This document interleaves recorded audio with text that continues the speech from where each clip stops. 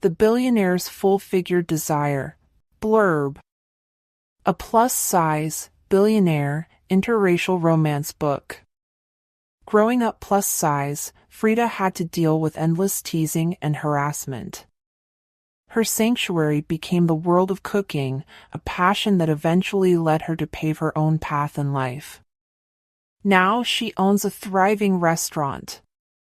As if her joy couldn't get any better, Frida embarks on a whirlwind romance with Terrence, a strikingly handsome billionaire and renowned food critic. However, Terrence still has a job to do, and that's reviewing her restaurant. And now their relationship and her business are on the line. Can their relationship survive the high stakes of culinary critique and personal desires? And will Frida and Terrence find a way to balance their love and the success of her restaurant? Chapter 1. Literally, anybody who was anybody in the general Seattle area knew which restaurants were the best, and they knew it in a big way. They knew who specialized in seafood, they knew who to go for to dine on a killer duck pate, they knew where you could get deep-fried calamari, ostrich fillets, or duck and l'orange. At least, the ones who were foodies knew. And in a city like Seattle, there weren't many people who weren't foodies. Some regarded Seattle as one of the finest culinary cities anywhere in the U.S. these days, and it was certainly the culinary hub of the Pacific Northwest. These things were known facts, agreed upon by the general unofficial consensus. They were known, just as it was known what the best restaurants in Seattle were. And everybody knew that Ritorno Casa was not it. An Italian bistro out in Pioneer Square, they were one of the higher-rated dining experiences in the city. They may not have been the best, but they were good. Both the Zagat Guide and Yelp.com had Ritorno Casa placed it no lower than second in the city, which meant that they were forever playing second fiddle to the real king of culinary cooking in Seattle. If there were any empty tables in Ritorno Casa, then it was because the people who weren't dining there were too busy eating at its rival restaurant, L'Ultima Messina. Although if truth be told, the title rival restaurant was a bit of a misnomer because Ritorno Casa wasn't a true rival. They came in second with a sizable lead between the two establishments, and all parties involved knew it. The ironic thing about that, though, was 28-year-old Frida Carter dined at Ritorno Casa almost every night. Well, she did on her nights off. The ironic part of that was that Frida was the head chef at L'Ultima Messina. But her nights off were few and far between, and she most certainly didn't want to spend them in the exact place where she spent her days. As much as she liked working there, she couldn't spend any free time there if she had the choice. What kind of lunatic would even consider that? To be honest, a mere change of venue wasn't the refreshing experience that she had imagined it would be. It was a very similar atmosphere and environment. A restaurant, as the saying went. Frida also found that her taste for exquisitely fine foods was significantly diminished, although, if truth be told, she'd expected that one. It wasn't so much that she had less desire for fine foods but certainly had less effort to make them for herself at home. And her willingness to put in the effort had suffered a considerable decline. It wasn't that her passion for cooking itself was lacking more, so it was the effort of having to spend hours over her own stove cooking a meal that was nothing less than perfect to then eat it within a couple of minutes.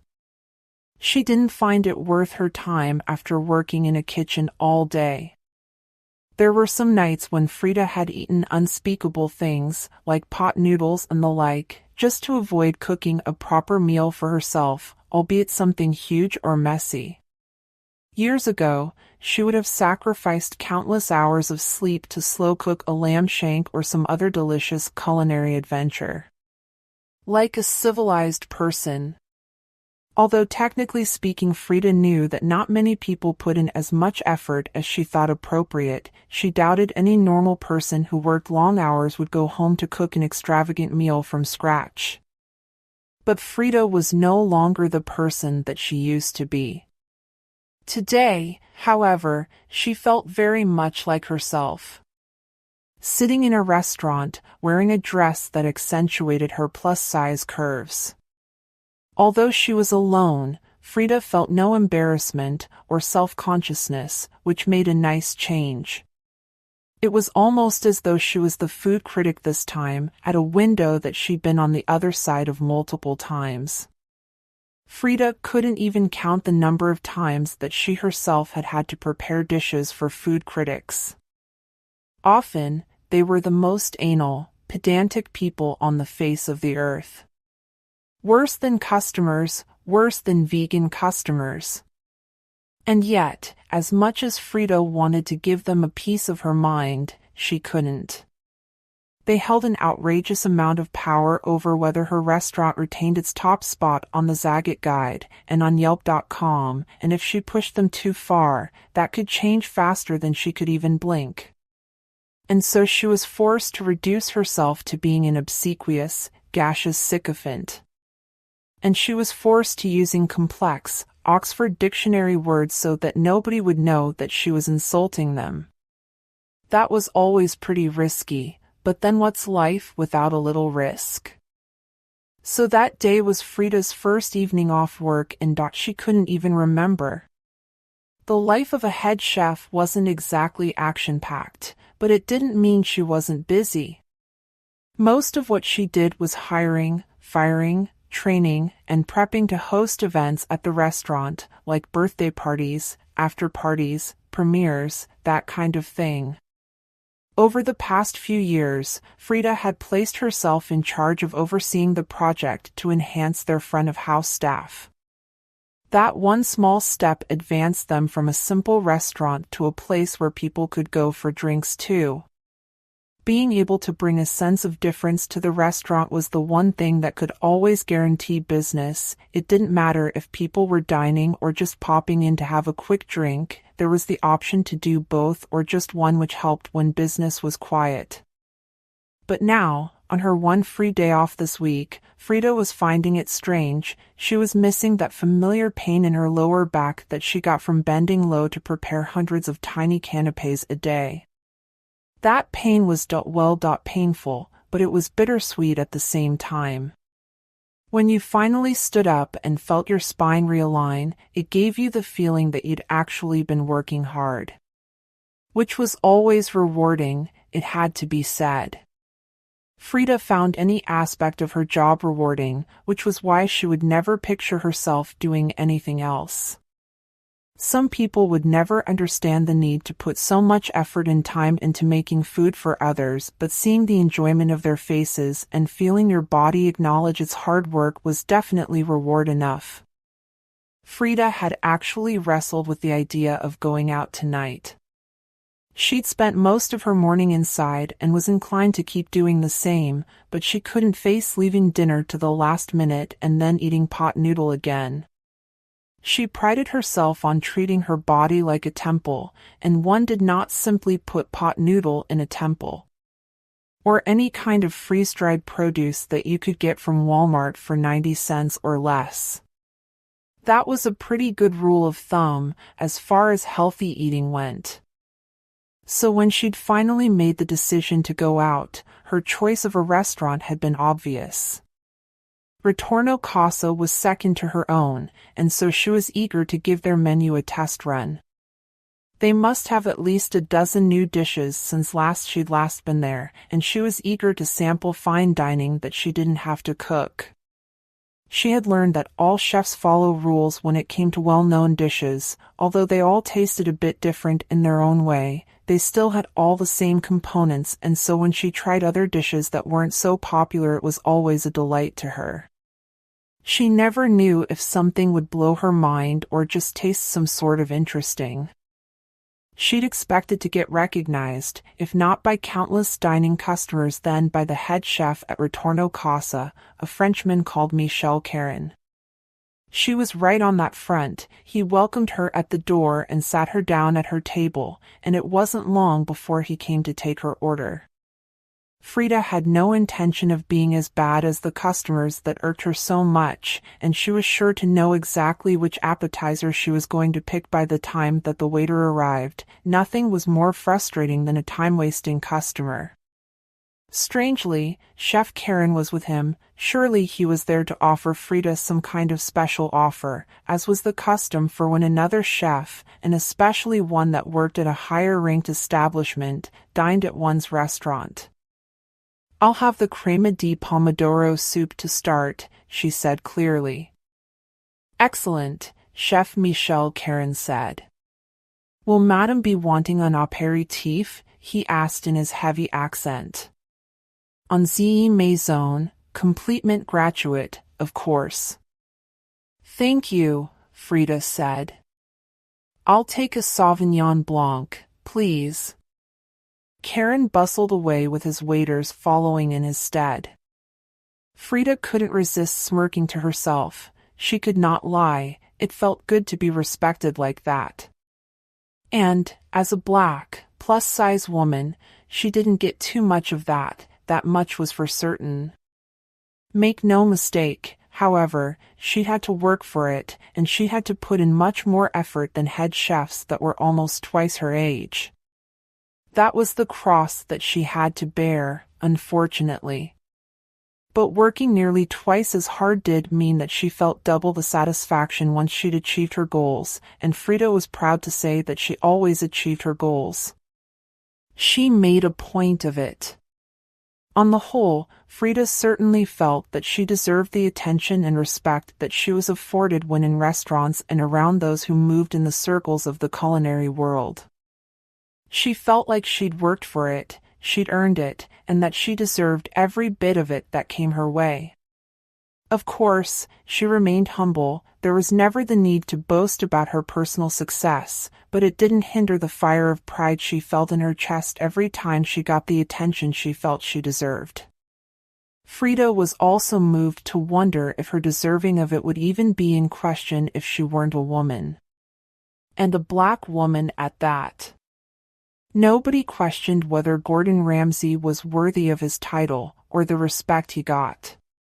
But then again, Gordon Ramsay had 6 more Michelin stars than Frida, so perhaps that had something to do with it. But then again, the best and certainly most renowned chefs in the world all happened to be men. Gordon, Jamie Oliver, Heston Blumenthal, Wolfgang Puck, Marco Pierre White, Mario Batali, the list went on and on. A few entries on a list of world-renowned chefs that one might find on Google were women. Fewer still were people of color, and although Frida only had the 1 Michelin star, she felt as though she was well on her way to making history and joining the walls of fame in the world of culinary cooking. She wouldn't stop until she got there. She would continue to work hard and make her way higher and higher until she reached a new limit for all those women following in her footsteps, even the women who don't know of her yet. Maybe it was too much to hope for, but Frida hoped that one day people would look up to her as a standard to attain, a sky to reach for when they entered the world of professional cooking. Frida had never studied at college, never done a formal apprenticeship, never earned a degree. But she knew her way around a kitchen. She had practical smarts and hands-on experience, and in her opinion, experience always outranked everything else. Suddenly, Frida felt lasers on the back of her neck, as though someone was staring directly at her. Frida couldn't resist. She glanced to her left, and her eyes immediately fell upon her target. The first thing she noticed about this gentleman was that he was dressed impeccably. From his burgundy Tom Ford suit to his loafers. His whole outfit must have cost him at least $1,000, maybe $2,000. So he was wealthy. The next thing that Frida noticed was that he was handsome. He was Caucasian, and somewhat pale too, but he had dark hair that was closely cropped and set a stark contrast against his pale skin. He couldn't have been older than 29, maybe pushing 30, so certainly in Frida's age group. The next thing that struck her about this man was that he was staring right at her. Even as she turned her head and made eye contact, where other people would have awkwardly looked away, this man held his gaze, and, as Frida watched, the corners of his mouth twitched slightly. Frida's cheeks suddenly felt very hot. Men such as this guy normally didn't give Frida a second glance. She was either too heavy, or too dark, or too old, or what have you. They didn't stop and stare, as this guy was doing. Frida's eyes then fell upon something that shocked her to her core. A young woman, almost certainly younger than Frida, was sitting across from the man. She wore a tight black, sleeveless dress that hugged her hourglass figure and high-heeled shoes with thin straps. She couldn't have been his sister, that wasn't the vibe that they were giving off. Plus, they didn't look anything alike. Frida doubted they were just friends because of the way that the young blonde woman was scowling, her arms crossed defiantly over her ample cleavage. It was very clear she was not impressed. The sour look on her face said it all and then some. This was a date. And here he was ogling another woman, and not just any woman but Frida no less. A part of her was very confused. Frida knew this girl's type. She was pretty, and she knew it. She inherently thought that she was better than women such as Frida. Frida felt a certain surge of savage satisfaction at this, almost like she was getting her comeuppance for the way that girls like her had treated people like Frida for her entire life. It wasn't as if Frida would walk over to their table to steal the man away, but having him focus on her did boost her ego, an ego she never truly acknowledged. It wasn't as if she was a sought-out woman. Suddenly, the man broke his eye contact. He turned back to his date, and, out of the corner of her eye, Frida saw him mouth one moment to the young woman before he stood up and started making a beeline for Frida's table. Frida saw the young woman completely lose her patience. She too stood, grabbed her jacket off of the back of the chair, and stormed out, although the man paid her no mind. Suddenly, he was standing right in front of Frida, as large as life. He was about 5'11", maybe 6'1", so a good, healthy height. For Frida, there was nothing more off-putting than a man who was shorter than her. It's not that she went out of her way to find taller men, but the extra height always made a man seem stronger, more powerful. It seemed as though both of them were silent for several minutes, but then finally, the man spoke. "Hi," he said, his voice smooth like melted caramel. "Hi," Frida said back, somewhat out of breath already. "May I join you?" the man asked politely. Good-looking and has manners, Frida noted, although she also privately wondered if the man's date would agree with that assessment. After all, Frida doubted that his date had ever been left like that before. "I think your date has escaped you." The man didn't even turn his head to look. He chuckled raspily. "Don't worry about her," he said, but he didn't elaborate. Frida chuckled internally at this, but kept her expression more or less neutral. "Please," she said politely, gesturing at the seat opposite her. There was no way she could give up the chance to have a somewhat interesting night now that she wasn't alone. The man pulled the seat out and lowered himself down into it with a surprising amount of grace. "So," he said confidently, "is your name as beautiful as you are?" Frida couldn't resist smiling at that. What could she say? She was a woman. And women love compliments. "Frida Carter," she said, with no small amount of charm injected into her words.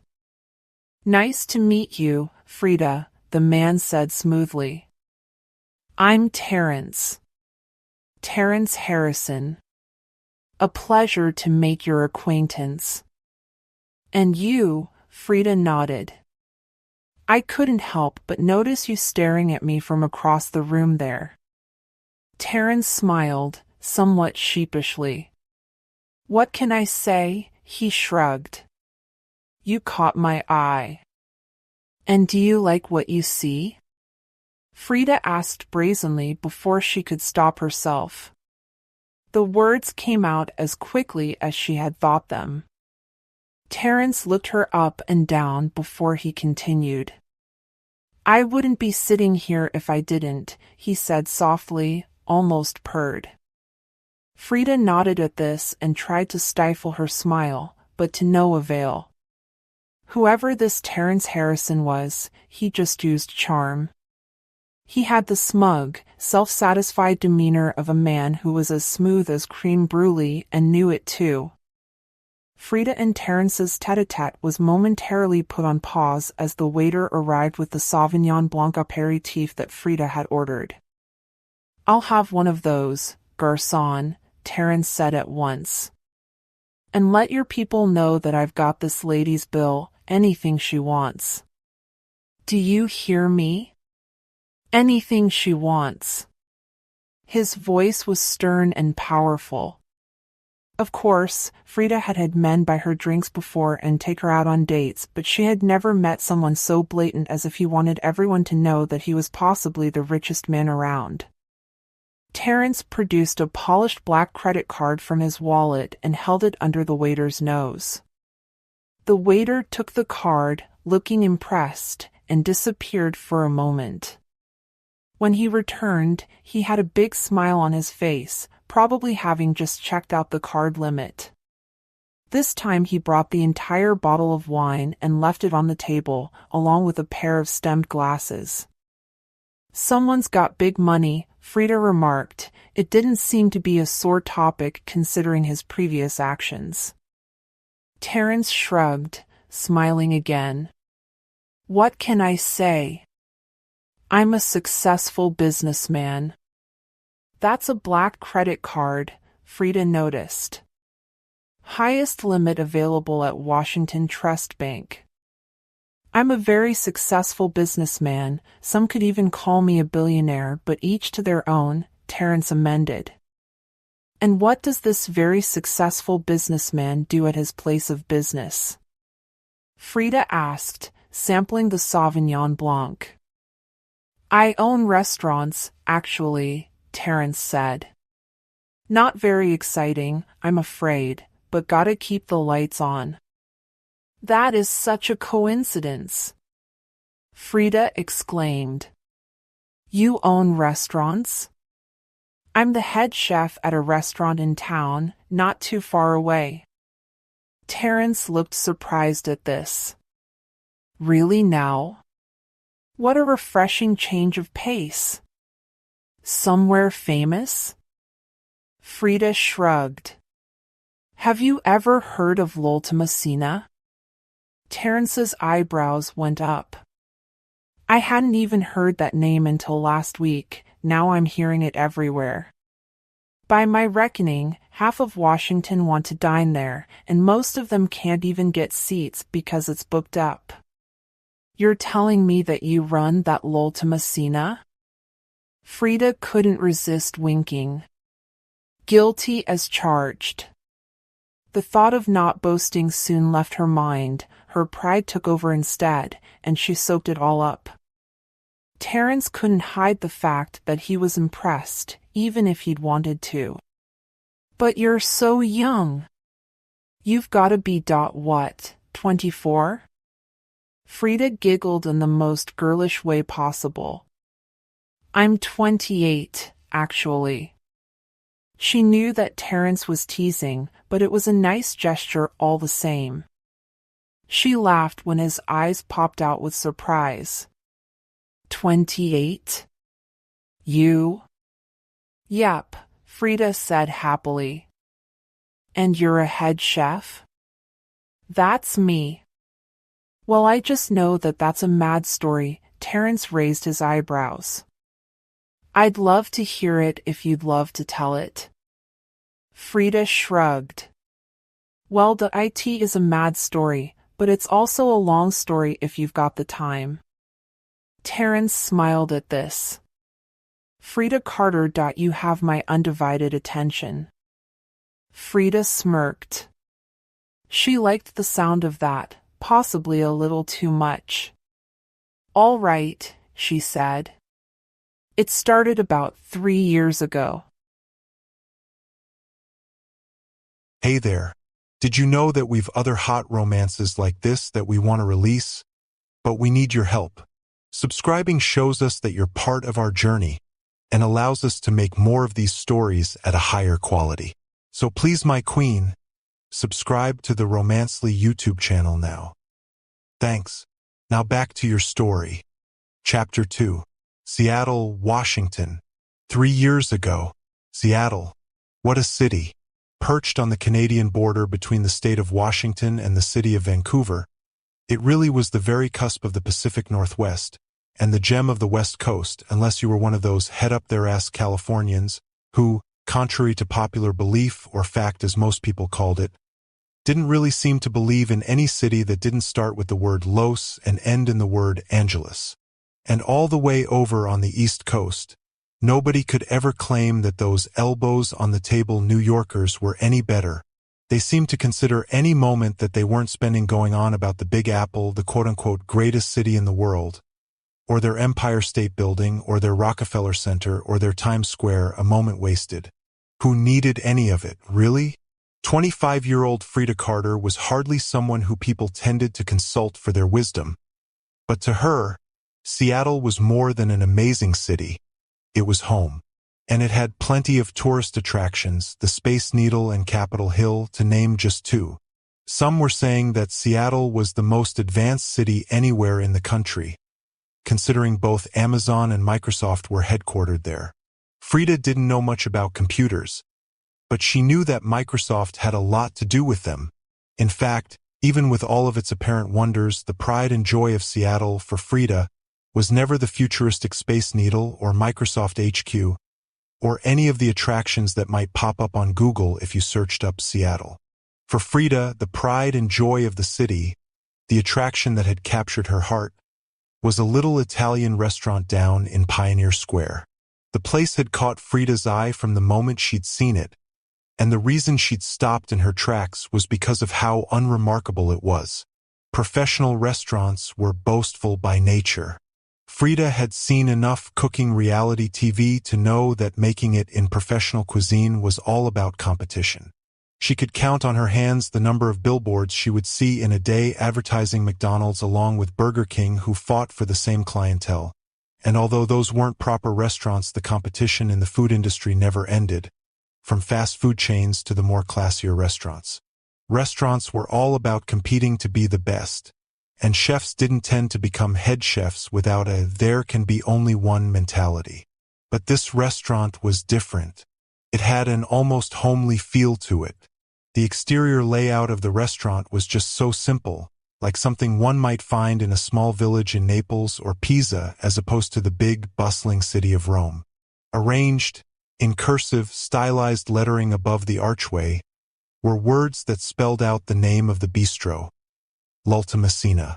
Frida had to Google it to find out what it said. But when she did, a smile crested her lips. The Last Supper. How fitting. The interior of L'Ultimacena was just as homely as the outside. Round tables were arranged across the dining room floor, covered in diamond-patterned tablecloths, fine silverware and serviettes crafted into intricate, origami shapes. Chandeliers cast a soft, warm, orange light around the room, and the air was full of the cheerful scrape of knives and forks on plates. A sense of belonging filled her chest the minute she took in her surroundings.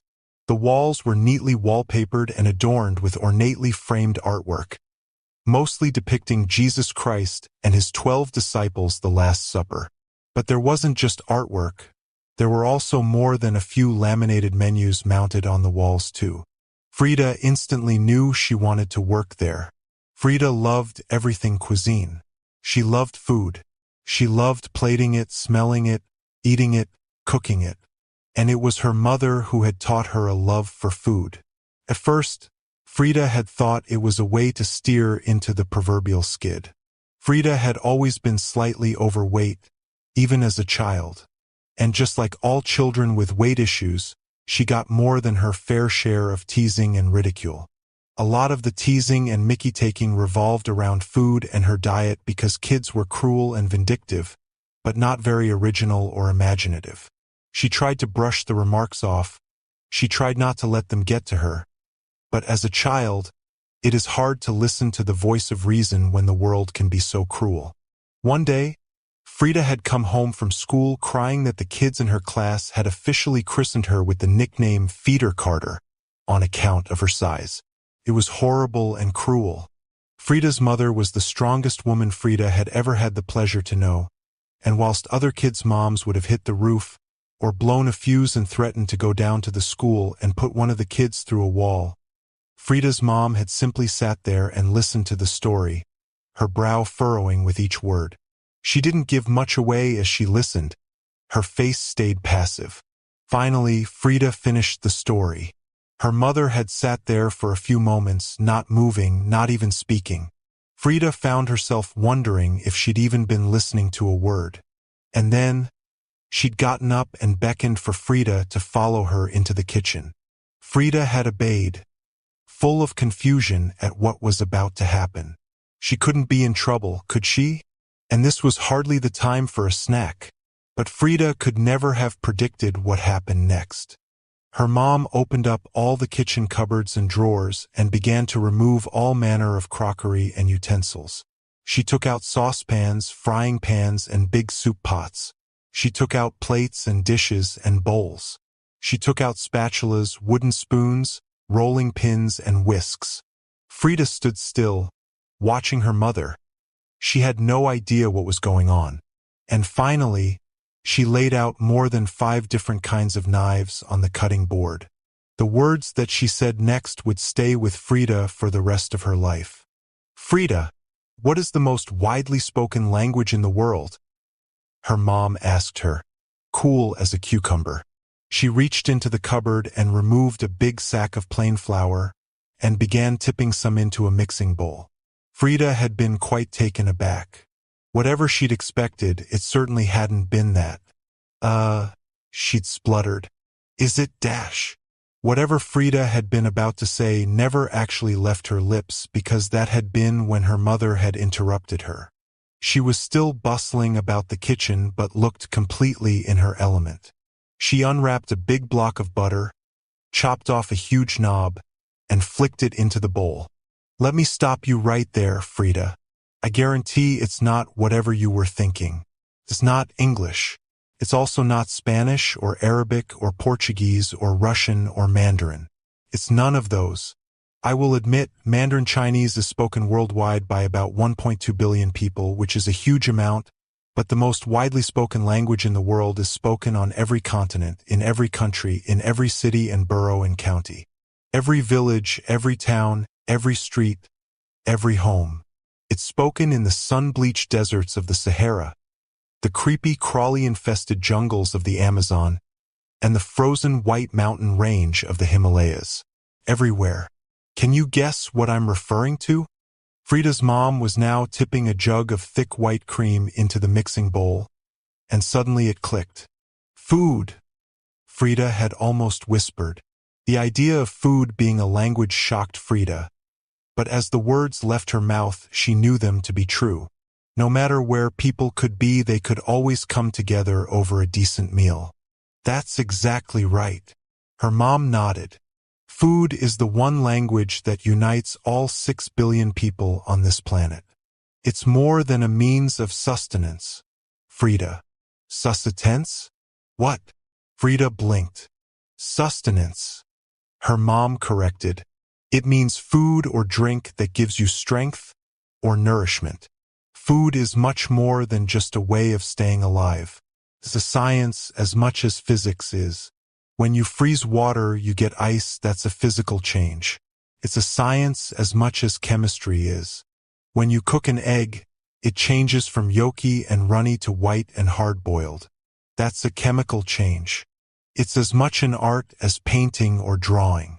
I love food, Frida, and there's never any shame in loving food.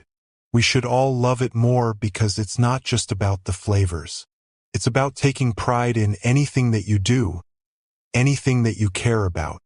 But, Mom, Frida had whined, at school, they were calling me Dash. I don't care what they were calling you. Frida's mom had said sternly, there's nothing wrong with your size. You're a big girl, and someday you're going to be a big, beautiful woman, and don't you ever forget that.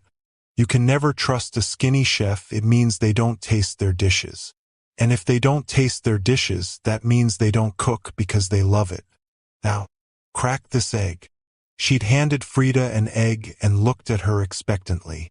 Frida had never cracked an egg personally, but she'd seen her mom do it plenty of times. Frida smashed the egg on the countertop and dropped the yolk right into her sock. She'd screwed up her face in frustration, but her mom had just laughed. Rule 1 of the kitchen, she'd said imperiously. Make a mess. The best scientists always blow up their laboratories, and that's what this is. A lab. Frida's mom picked up 2 more large eggs from the carton and cracked both of them simultaneously, landing them perfectly in the mixing bowl. She began to whisk some fine, castor sugar into the mix. Then she added vanilla essence and cinnamon. Here, she'd said finally, offering Frida a taste on her wooden spoon. Rule 2 of the kitchen, always taste your creations. Frida had tentatively tasted the creamy mixture and found it to be sweet and fragrant and quite delicious. She'd smacked her palate in delight and grinned. It's good. What is it? And that's rule 3 of the kitchen, Frida's mom said, snapping her fingers. Under no circumstances should you ever know what you are doing. That day had been a turning point in little Frida Carter's life. The day when she'd stopped seeing herself as frumpy, fat little feeder, and Frida Carter, chef extraordinaire. But as she would find out later in life, cooking in the kitchen and cooking out there in the real world are 2 very different worlds. And so Frida had applied for a job at l'Alta Messina at her earliest convenience. The sous chef there had said that they didn't have any particular vacancies, but she could leave her resume with the head chef, and he'd get back to her. Frida had been full of confidence that day on her way home. Once he read about her exquisite, cuisine-based background, of course, he would hire her. There could be no question. She was perfect for the role. Frida's head was full of glorious anticipations about what kind of position she'd be offered first. She didn't expect to get head chef straight away, of course, but her chances at being brought in as a commis or a chef de partie, a line cook, were more than good. At least they were in her mind. Forget counting chickens before they'd hatched. Frida was counting her chickens before she'd even brought the eggs home. And so it was a blow to her hope and a pang of disappointment when she woke the next morning to find no calls, texts, or emails from l'Alta Messina.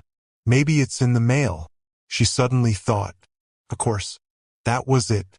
It made perfect sense. It was on its way. She breathed a sigh of relief and went about her day. But over the next few days, still no news. As much as she hated to admit it, Frida was beginning to lose hope. And then, finally, it happened. She got a letter from the restaurant. Frida had recognized it immediately because it stood out in her stack of mail like a sore thumb. All her other letters were in white envelopes with printed addresses, but the special letter looked several hundred years out of place. The envelope was much closer to Manila in color, almost the color of a typical pirate's treasure map, and it had been sealed with hot wax, just like they did in the olden days. Frida personally thought it was a nice touch. It added to the homely feel that she got from the restaurant. When she cracked the seal open, unfolded the slip of paper and read what was written there, her face split into an ear-to-ear grin. Dear Ms. Carter, I was told you left your resume with my sous chef a few days ago. I wanted to thank you for that. I was very interested to read it. We don't exactly have a line of applicants out the door who are queuing up to work with us. Here at L'Ultimacina, we're not about being world famous. We're about making simpler dishes for simpler people that come from the heart. A position with us doesn't pay much, but we're proud to say that we have met the national living wage for our employees for the last 3 years running. Needless to say, we're very interested in seeing how well you work with our team, as unit cohesion is of the utmost importance to us. So we'd love to have you down for a trial shift, for which you will, of course, be paid. Does the 14th work? Please let us know at least 48 hours in advance of the day by post or in person, or over the phone. Thanks. Kind regards, Franklin O'Malley, head chef. Frida was beside herself with excitement and a tad bit of nervousness over the next few days. It would be a whole 2 weeks' worth of wait until she was due in at what she was 100% sure would be her new job. Frida got along with people. Unit cohesion and chemistry was at the top of the list of things that definitely wouldn't be a problem. And so rather than stress about the day, she decided to go down to the chain of stores in downtown Seattle and buy some new things for her first shift. It took a bit of doing, considering her size, but Frida was thankfully able to find everything she needed. A plain, white, chef's jacket, a matching apron, and some shoes with thick rubber soles for extra traction. The first thing you need to worry about when working in a kitchen was slipping over. If you lost your grip, or even worse, your balance, you could end up anywhere. If you were lucky, you'd land on the floor, possibly sprain something. If you were unlucky, you'd throw your hands out to steady yourself and put them right on a hot stovetop or grill. And that was the next big thing to worry about: burns. Burns were by far a more common injury perpetrator than blades were, surprisingly. Because when you were holding a knife, you knew it, and you were always careful, always made absolutely sure to keep your fingers out of the way. Burns had a tendency to come out of nowhere. You could grab a baking tray in the middle of a rush and realize way too late that it was red hot. You could lift up the lid of a saucepan to check on the couscous and get scalded by a jet of angry steam. Steam burns were some of the worst, in fact. Make no mistake, cuts and scrapes were a factor, they always were, but they didn't come from where one would think. It wasn't blades or knives that made the most cuts. The nasty ones came from unlikely places, like the serrated edge on a box of saran wrap, for example. Places such as that. The 2 weeks passed like a flash, and before Frida knew it, the day was upon her. When she'd been downtown the week before, she'd made sure to drop into L'Ultimacina and give her regards to Chef O'Malley, and thank him for giving her the opportunity. He was a bit swamped at the time, so she'd had to make it brief, but it did the trick. Finally, the day was upon her. Frida had a good, long soak in her bathtub ahead of schedule. When she got out of the tub, like she always did, Frida took a moment to examine herself in the full-body mirror in her bathroom. She normally kept her curly, black hair in plaits, but today she wanted it back in a ponytail, which made wearing a hairnet less of an annoyance. She looked at her full lips, the droplets of water running down her chocolate-colored skin, the slight stretch marks around her thick thighs and stomach. "You're a beautiful woman," she thought inwardly, "and don't ever forget it." Those words had stayed with Frida ever since her mother had uttered them, and Frida had repeated them to herself once a day, every day, since that moment. At first, she'd been trying to convince herself, but one day, she woke and realized that her mom had been right. She was a beautiful woman, and that little mantra was just her way of reminding herself of her worth.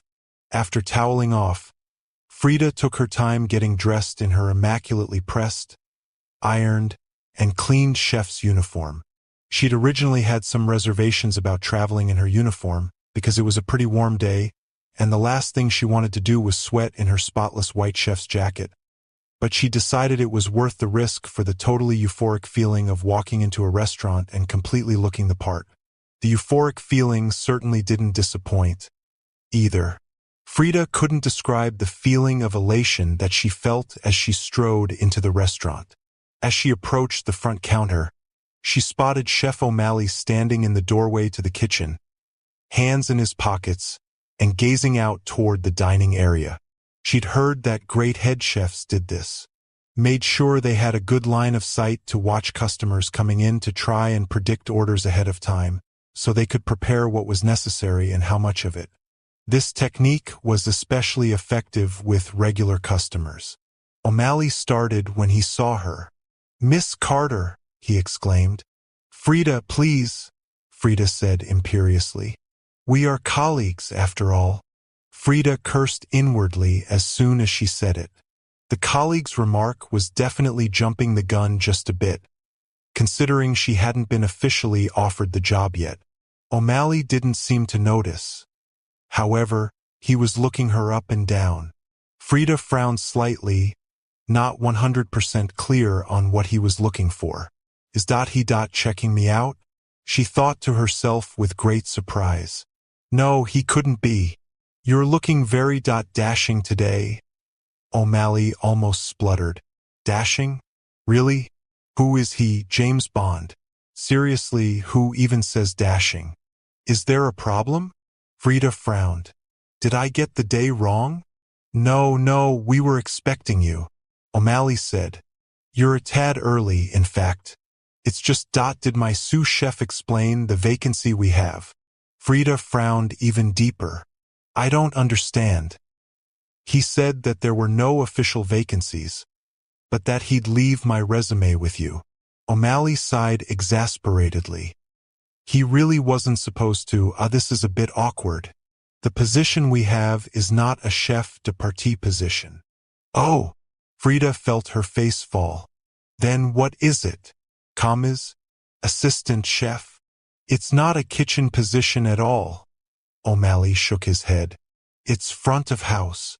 This time, Frida felt herself blush. "Front of house? Oh, that you mean?" "Quite." O'Malley nodded, blushing in return.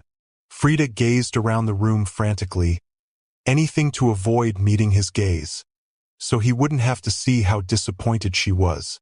Thankfully, he gave her an out and turned his back on her with the pretense of muttering something to his sous chef.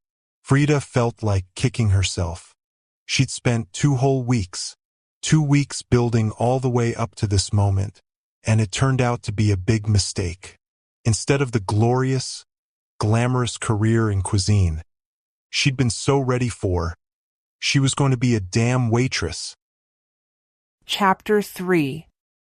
If you asked 25-year-old Frida Carter to describe being a waitress in 2 words, she would have known exactly which 2 words to use: the worst. The hours were unforgiving. She spent almost every single second of her shift on her feet, and the worst part was waitresses got no respect.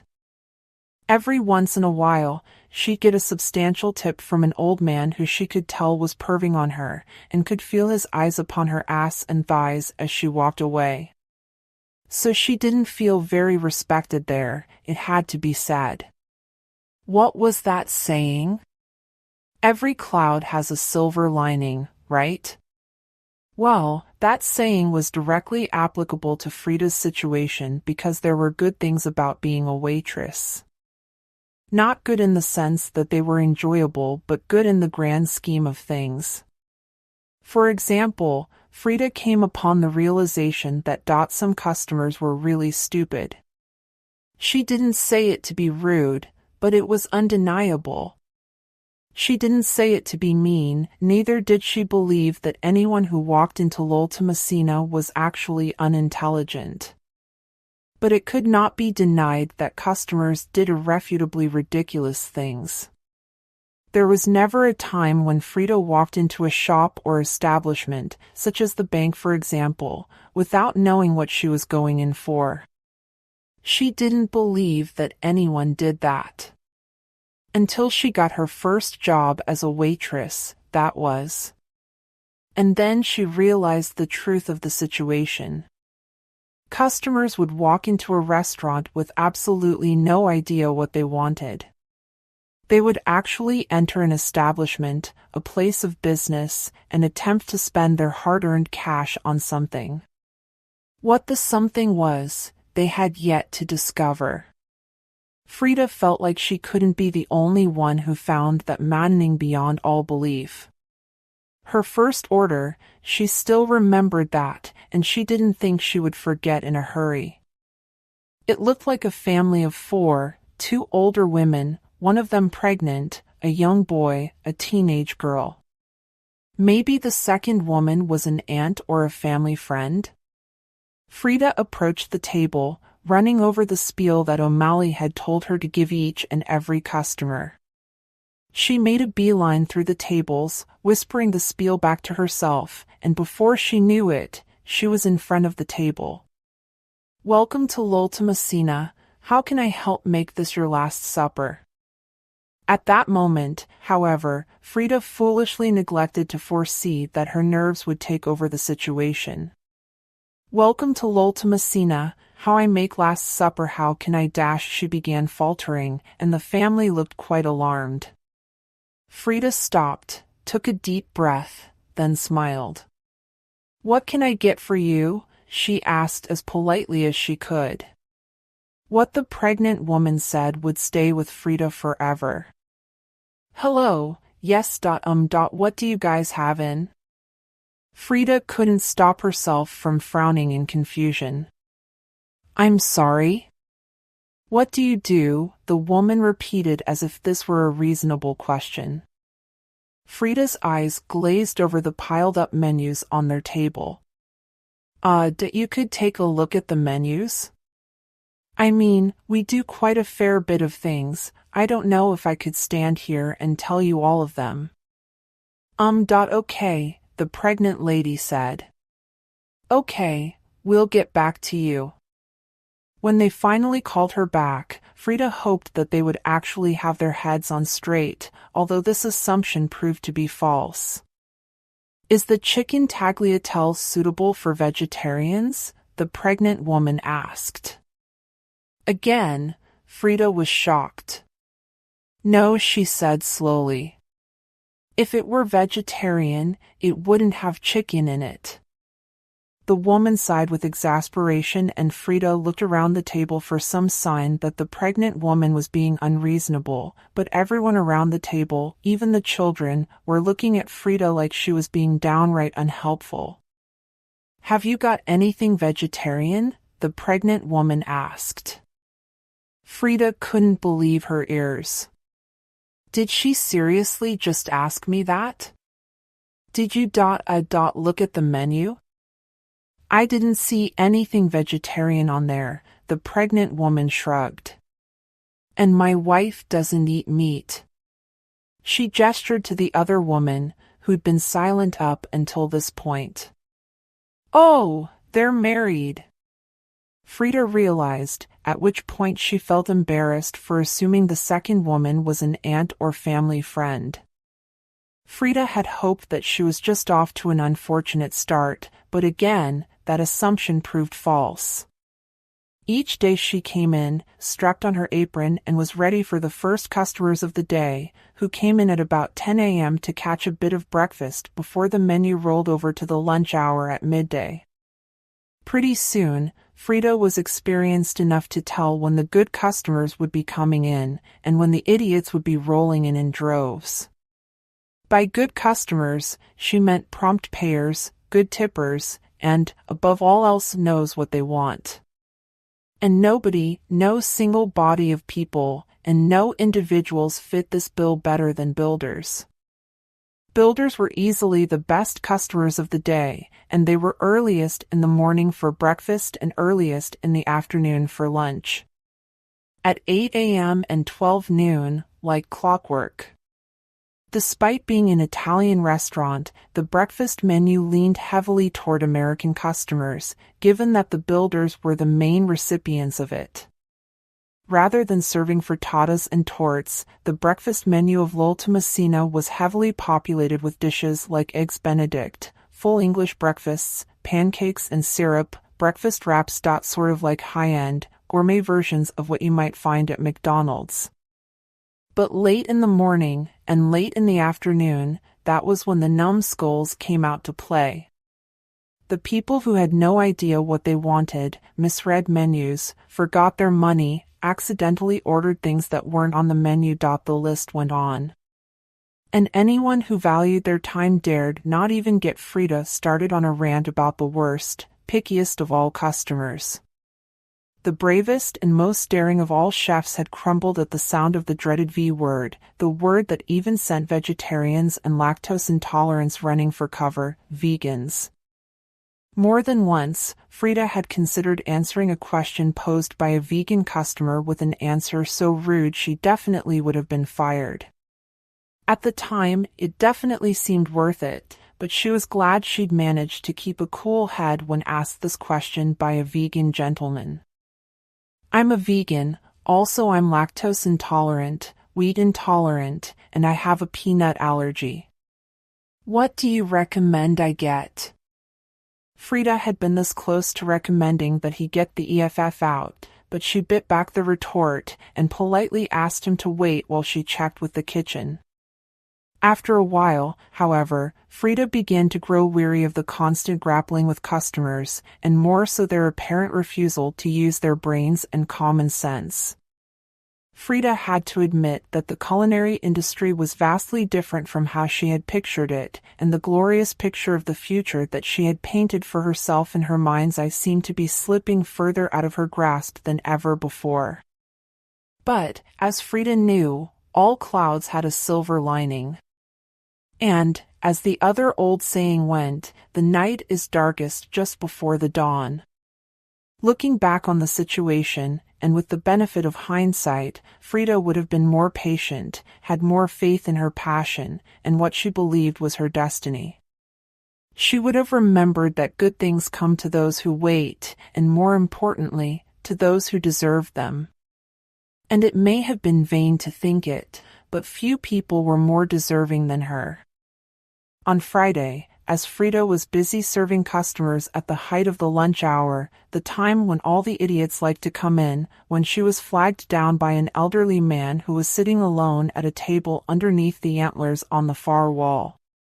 Frida forced her face into a kind smile. She made a point of always being nice to old people, and approached him carefully, ready to take the order of yet another old person who had no idea what they were even ordering. But this man was nothing like what she expected. "Good afternoon, young lady," the man said pleasantly. "My name is Eli. And I'll have the lobster frittata, please." That's all. Frida was so surprised at the prompt order that she hung there for a moment, pen poised on her notepad, before she realized that she was staring. She quickly nodded, jotted down the order, and went on her way. When she brought his order back to him, some 10 minutes later, he distracted her with some warm conversation regarding the restaurant, and whether or not she liked it there. "I'm fairly new, sir," Frida admitted. "I've only been here a few weeks, about a month, actually. So I can't really form an opinion of much worth, but I do like it here. The ambience is great, the food is even better, and I'm really hoping to move to a kitchen position before too long." She did not know what made her start pouring all of that out. She just felt as though she could trust this Eli, for some reason. He had one of those faces. Over the next few weeks, Eli quickly became Frida's favorite customer, better even than the builders. He came in every day in the late afternoon, knew exactly what he wanted to order by the time that Frida reached him, and he always tipped her nicely for being polite. And when she brought him his order, she always stuck around and talked for a few minutes. Before long, serving him had become the highlight of her day. But the day was always going to come when there was a mishap in the kitchen, and Frida was surprised that she'd managed to go so long without one. But one day, she got the sense that there was some kind of spanner in the works back there, after service was stalled. More than one customer had begun to complain to Frida that the food was taking too long, and Frida privately agreed. And when she finally went back into the kitchen to inquire with the sous chef, whose name was Andrew Ferguson, about what was taking so long. When she reached the kitchen, Frida already knew it was bad because Chef O'Malley was there, in the kitchen. The head chef hardly ever came out of his office, except to prepare meals for his special guests. But now, he was right there, in the thick of it, conversing fiercely with Andrew in hushed voices. "Chef," Frida said as quietly as she could in case she was in earshot of any of the customers. "What's the hold-up?" Andrew spun on the spot when she called out to him. "Nothing, Frida. It's fine. Go out there and tell them the food will be out momentarily." "It's not fine," Frida said firmly. "And lying to the customers is a bad idea." "She's right," O'Malley nodded. He swore viciously. "What the hell are we going to do?" "What happened?" Frida repeated. "Someone accidentally put chicken stock instead of vegetable stock into our entire supply of bechamel sauce," Andrew explained. "We need that sauce for lasagnas, shepherd's pies, you name it. But with chicken stock in it, it's no longer suitable for vegetarians." "Is that it?" Frida rolled her eyes. "That's why everybody's panicking? We just tell the customer the problem and offer to get them something else." "No," O'Malley hissed. "You don't get it, Frida. One of the customers ordered a vegetable lasagna." So, he's not just any regular customer," Andrew explained. "He's Elijah Barker Lewis, the food critic." Frida shrugged. "Never heard of him. Is he that bad?" "Restaurants have been shut down based upon his reviews," O'Malley was saying. "His steel-nibbed pen has punctured many inflated reputations. And not just in Seattle, either. He goes from state to state. I heard that 3 restaurants shut down in Sacramento alone after he visited them in California." Frida's eyebrows went up. "Wait, what did you say his name was?" "You've never heard of Elijah Barker Lewis?" Andrew asked, eyes even wider in shock. Suddenly, the truth hit Frida at 60 miles an hour. Elijah Barker Lewis. Eli is short for Elijah. Suddenly, she understood the purpose behind all his incessant questioning about the restaurant. Suddenly, it all made sense why he had such expertise when it came to ordering. Suddenly, it was all becoming clear why he chose to sit at the same table at the back, underneath the antlers, one of the few tables that were out of eyeshot from Chef O'Malley when he stood in the doorway between the kitchen and the dining area. He was a food critic. And she hadn't even realized.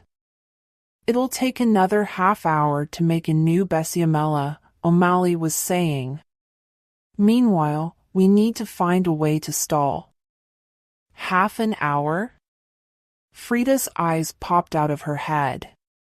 "You don't need a whole half hour to make a new white sauce. It should take 5-10 minutes tops." O'Malley ogled her.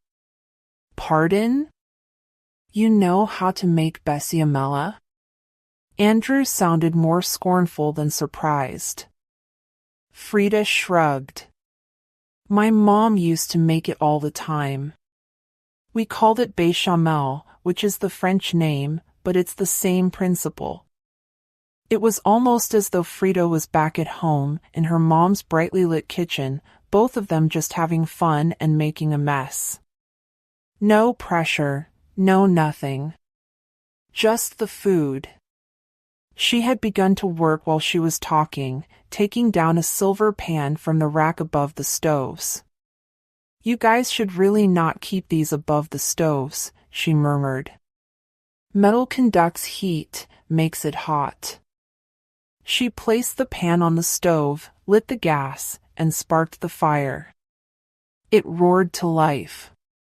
Both Andrew and O'Malley were watching her with something akin to amazement on their faces at the speed and grace with which she was moving. In fact, every chef in the kitchen was, and even the kitchen porters. Frida was surprising herself. It was like riding a bike, and she was pleasantly surprised to learn that she'd lost none of her skill. Like water flooding a sewer pipe, it was all coming straight back. Frida scooped a generous knob of butter from a bowl of iced water on the countertop. Professional kitchens keep butter in iced water, as opposed to a fridge, because the water keeps the butter cold and fresh for much longer. As soon as the butter on her knife was dropped into the heating pan, it sizzled and began to lose its form. Butter melted alarmingly quick and burned just as rapidly. Burned butter would not do for a roux, which was the basis of the bechamel sauce, and so it was important to be careful at this part. Frida tipped up a big bag of plain flour and tipped a generous helping of flour into the melting butter. This was called a roux, a mixture of unsalted butter and flour. Or, more accurately, a mixture of fat and flour used to thicken sauces. Before putting the flour back, she reached inside the bag and sprinkled a little flour across the pan's steel handle. Andrew's jaw dropped. Where did you learn that? In kitchens, sprinkling flour on the handle of a pan let everyone else in the kitchen know that the pan's handle was hot and touching it was not a good idea. Salt could also be used but was harder to spot in smaller quantities, and flour tended to stick to whatever it touched, so it tended to be the go-to choice. I saw you do it, Frida admitted. A few weeks ago. I was wondering why, and when I touched the pan and it was searing hot. It wasn't too difficult to work out. O'Malley was visibly impressed at how much Frida seemed to have learned under his unwitting tutelage. Get the woman a whisk, he barked to one of his line cooks. No, Frida countered. Not a whisk, I need a spatula.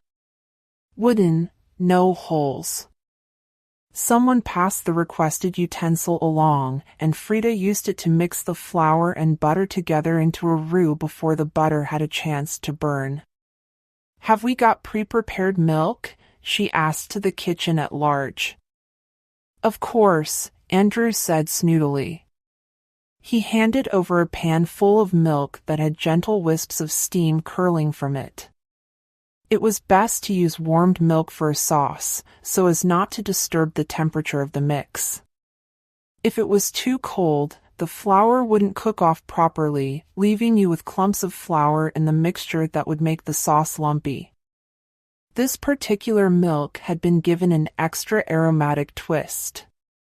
Before it had been placed upon the heat, a half onion had been added to it, studded with cloves.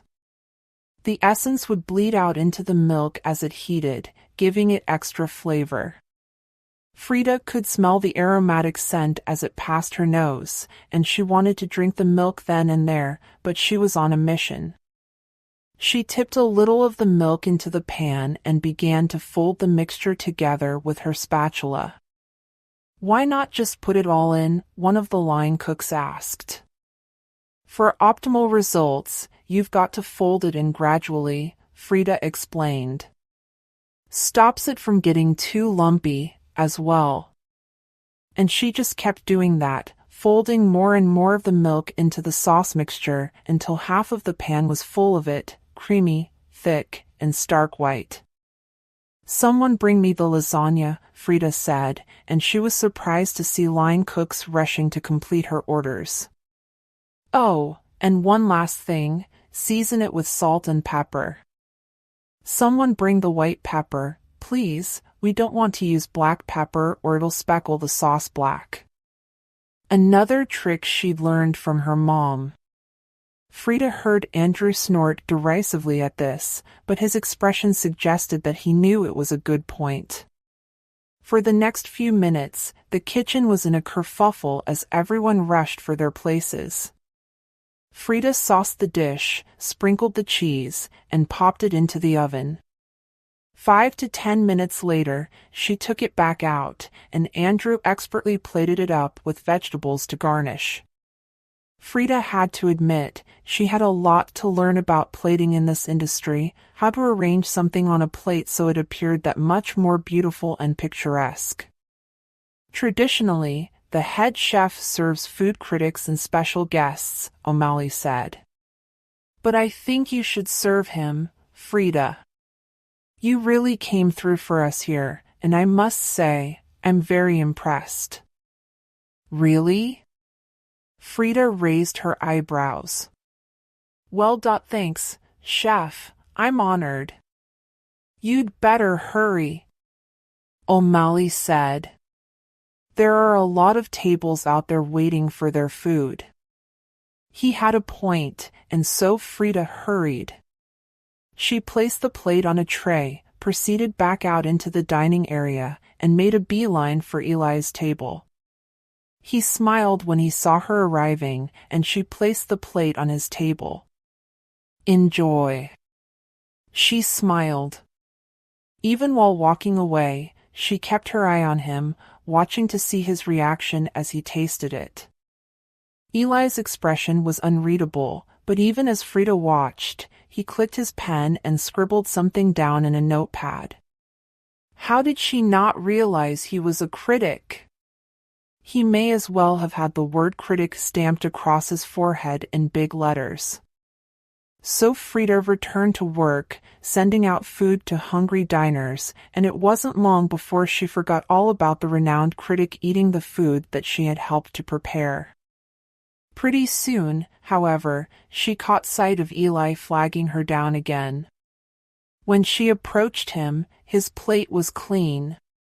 It was delicious, he said. Could I speak to the chef, please? Frida froze, her mouth half open in response.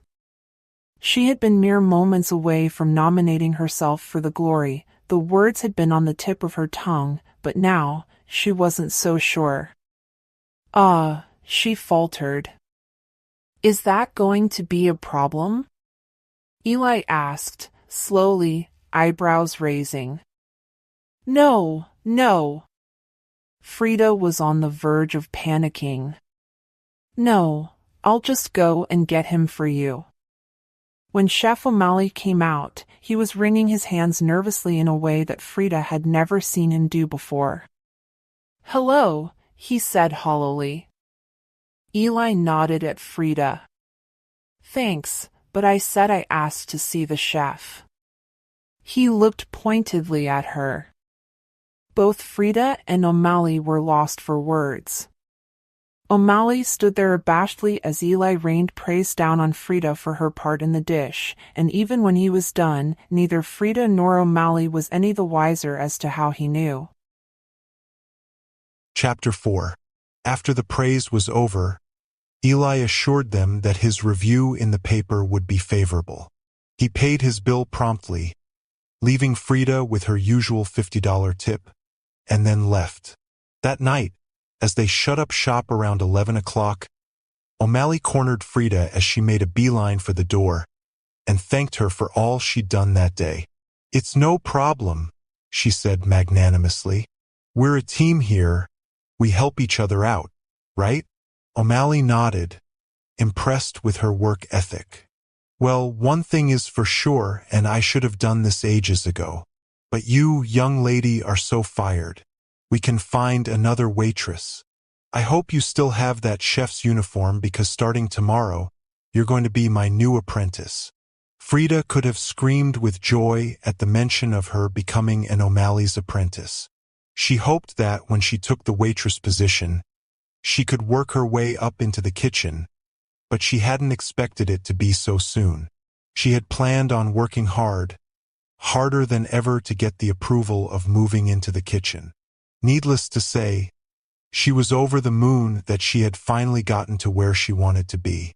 3 years later, the present day, you'd be hard-pressed to have lived or worked in the general Seattle area over the past few years and have not had heard of L'Ultimacina.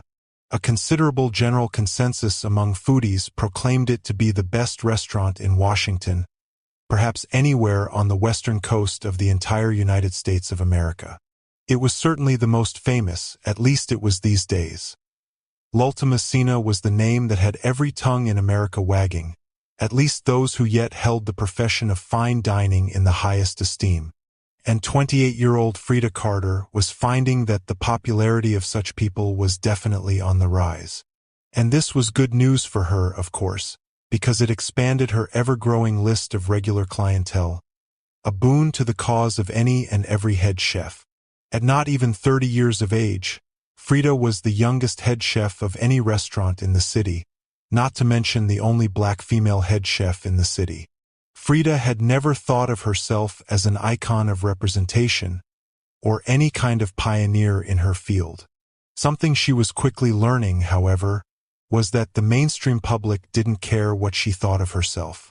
Regardless of her own self-image, her adoring public was more concerned that she was the person that they thought she ought to be, as opposed to the person that she knew she was.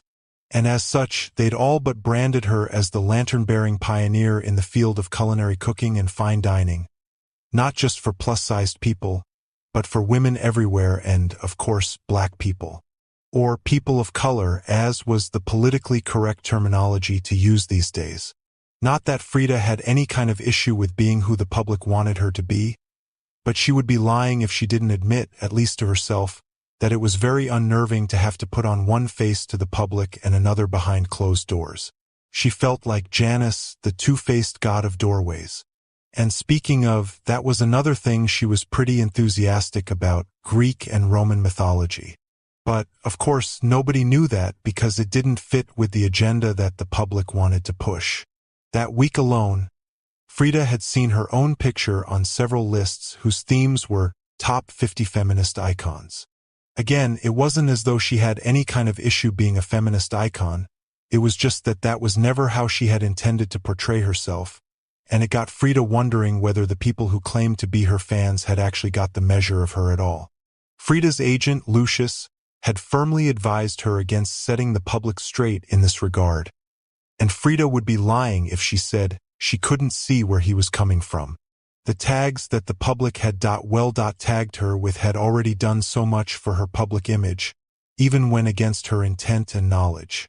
To steer into the skid and let people believe whatever they wanted to believe, which was what they seemed to have their hearts set on doing anyway, seemed a much more favorable option than setting the record straight and causing a mutiny.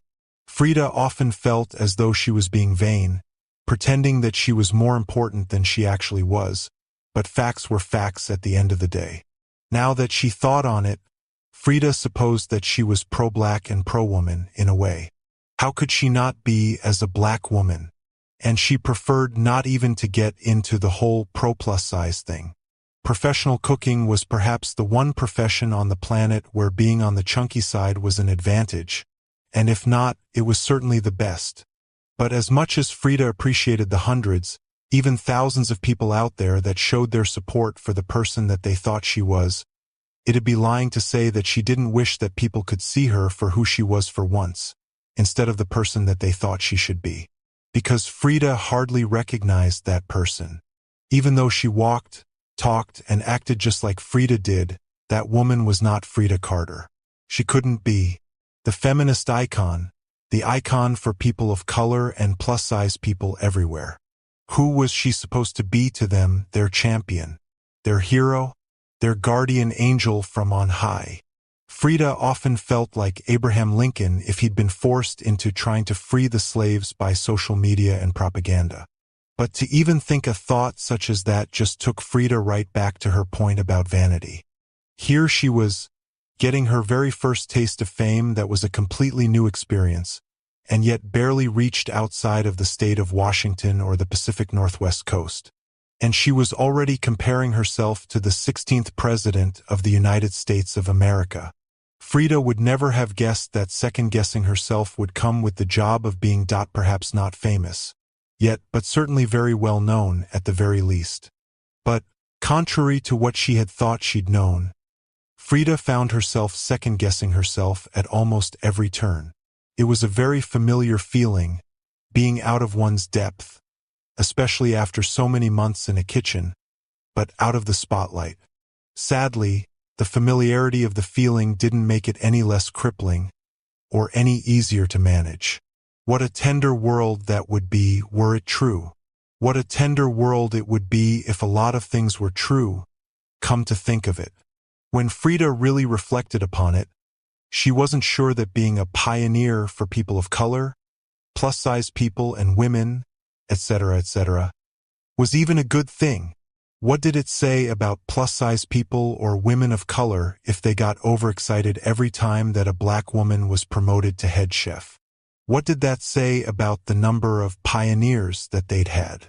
And Frida resented the idea that she was given the position of head chef at such a young age to fill a quota or to tick a box. Because it was one theory that she had begun to hear more and more with increasing popularity, and it was also one that she had a great desire to nip in the bud, and quickly, too. To Frida, even to suggest that she didn't deserve to be where she was felt like such a slap in the face.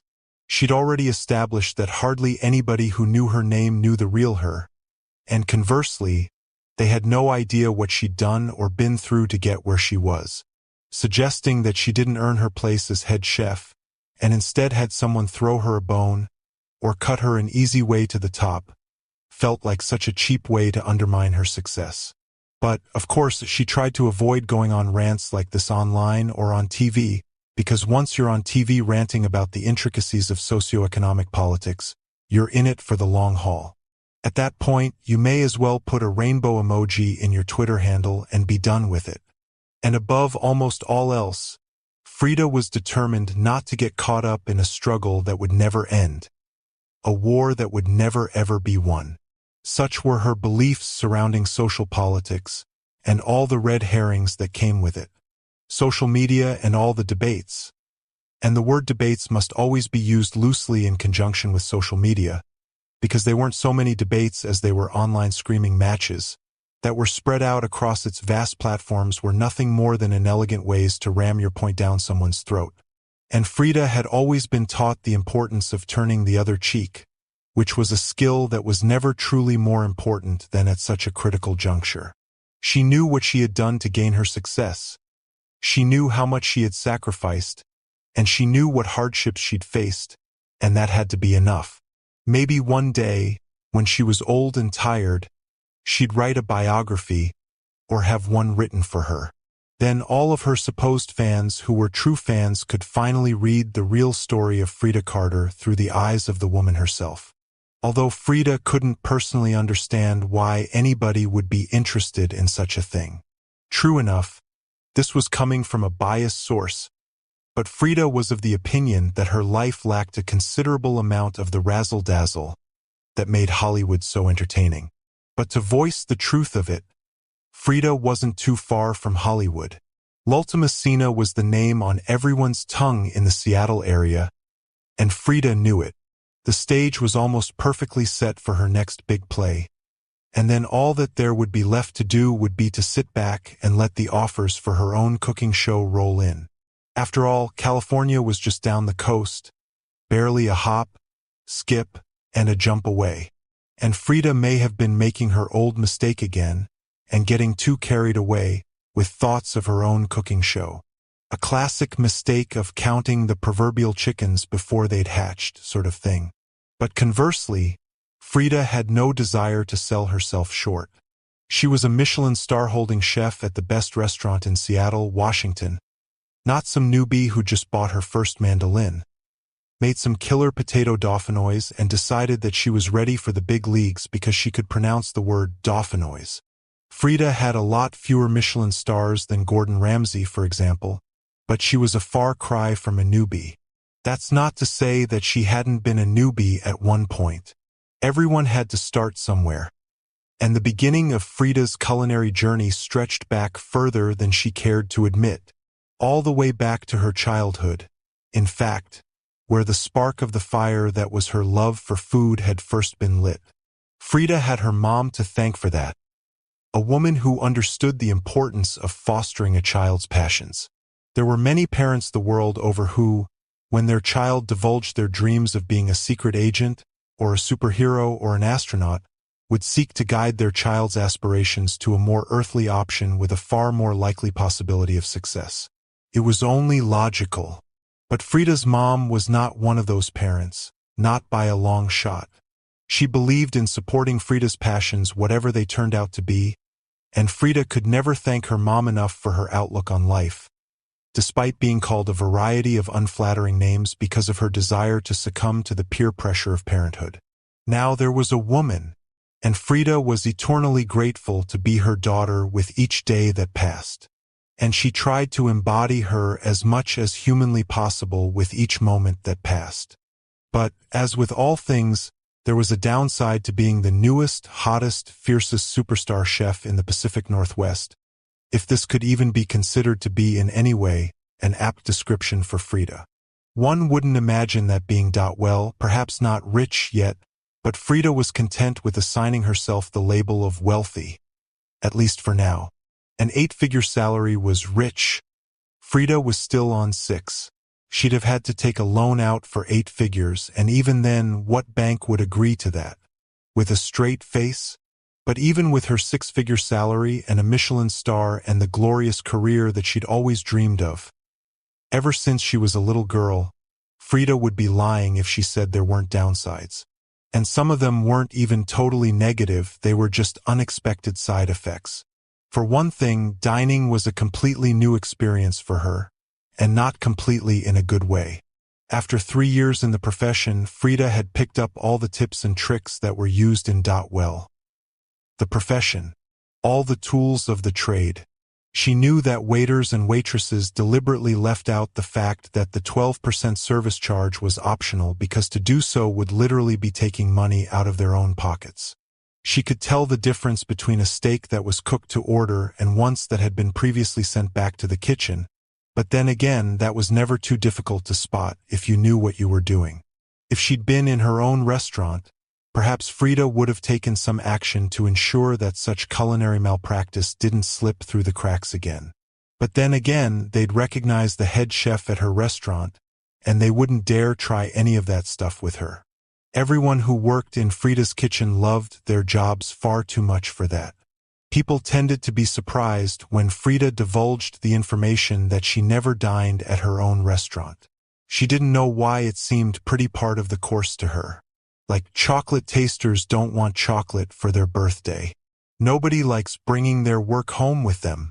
Sure, Frida cooked for herself at home every so often, but she didn't spring for the full 3-course meals that she used to, because she spent all day cooking. And as much as she loved being in the kitchen at work, whipping up her signature dishes, she didn't want to do it all day every day. Sometimes she just wanted to relax at home with a glass of wine, maybe a good book or a movie. Often than not she would end up falling asleep before getting halfway through anything, but she enjoyed the downtime of it all. Putting her feet up always helped take the strain off of her legs and feet. The same logic applied to Frida's personal dining experiences. She spent virtually every minute of every day inside the same restaurant. She had adopted her old boss technique of standing right in the doorway between the kitchen and the dining area to spot walk-ins and try and gauge what orders would be coming through. Back when she'd first learned of the technique, she'd been as skeptical as a person could be. But now, even to this day, she was surprised at how well it worked. So after spending virtually every minute of every day inside the same restaurant, walking on the same floor, looking at the same wallpaper, Frida found she had little desire to spend her nights there. And she certainly didn't have any desire to spend her very rare days off there, either. And rare was not used loosely there. Frida had had 3 days off in the year since becoming head chef. 3.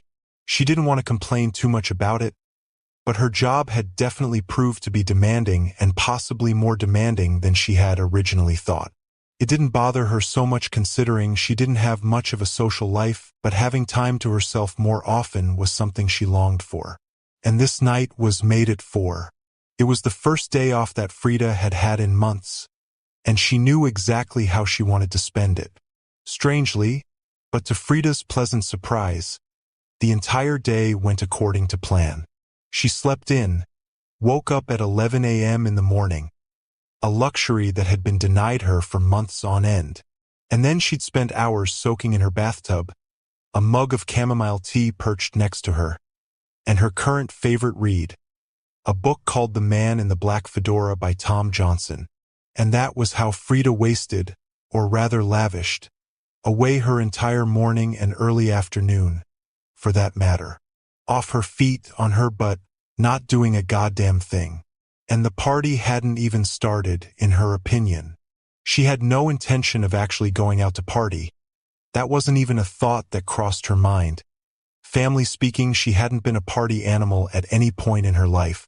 It didn't bother her so much. She had her goals to keep in check, and to her, that was enough. The thought of suffering from a heavy night of drinking alcohol never seemed to apply to her.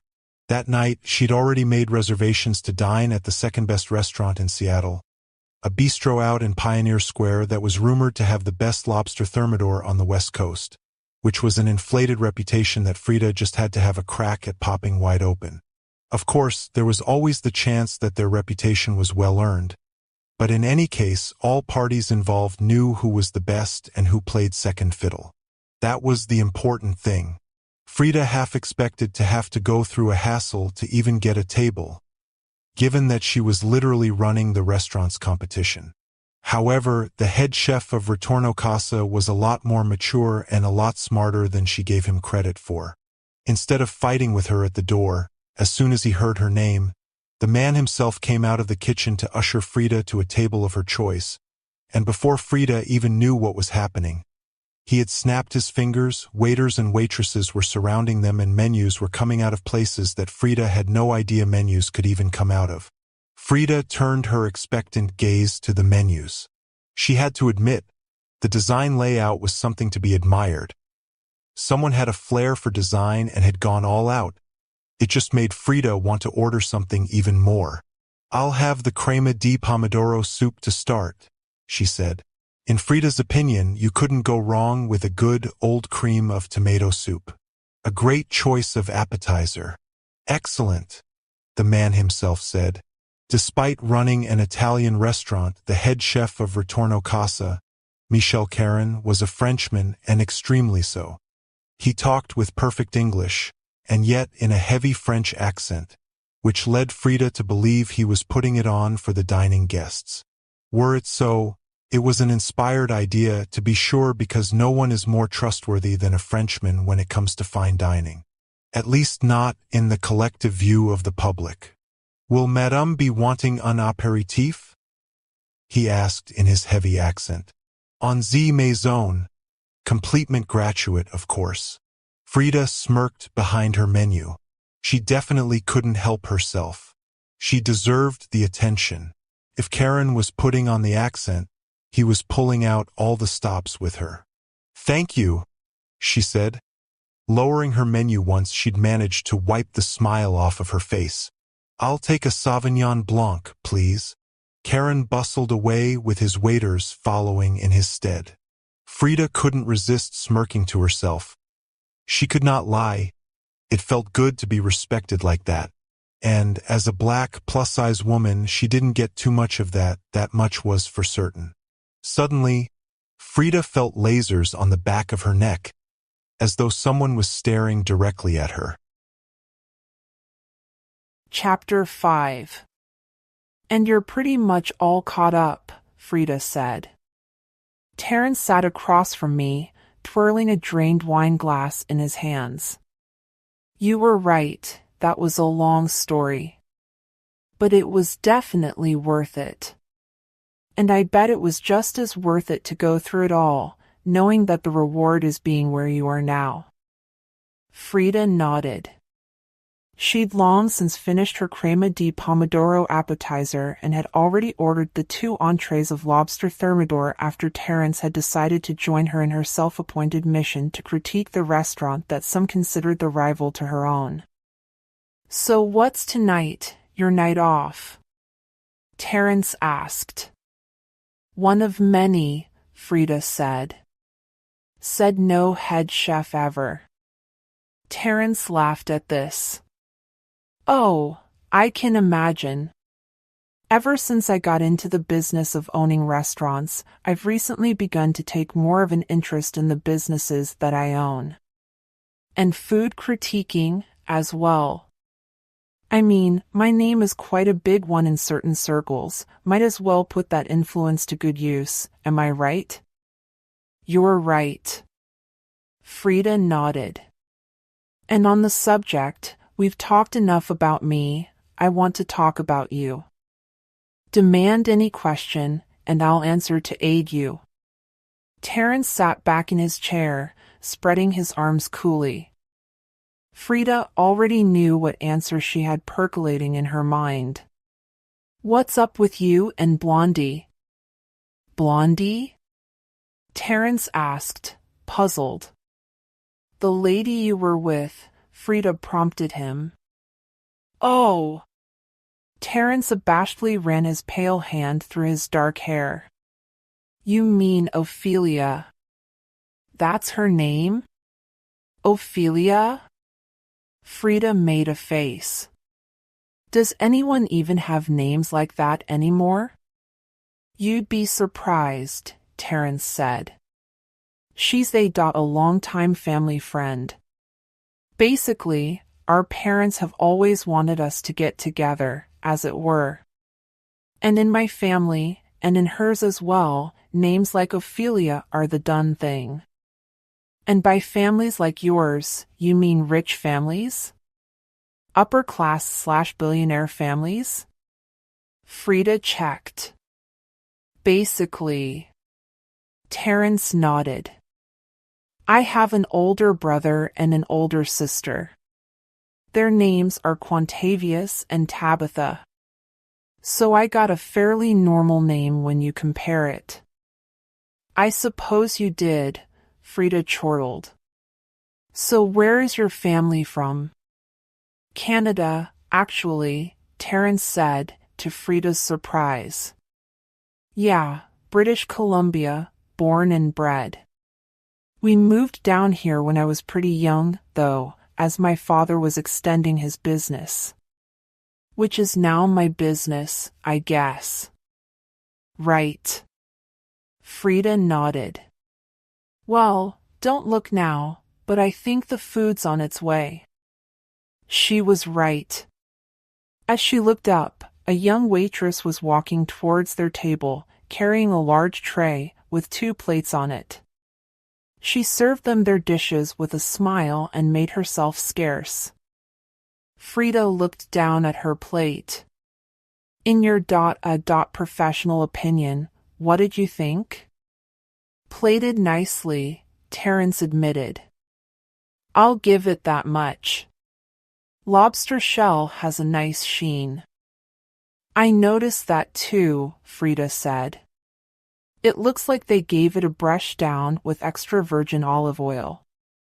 Always a nice touch." "You can tell that just by looking?" Terence was impressed. "Well, I do the same thing, don't I?" Frida smiled. Terence nodded. "I suppose you do. So is thermidor one of your specialties?" Frida shrugged. "I don't like to use the word specialty. A good chef never limits herself.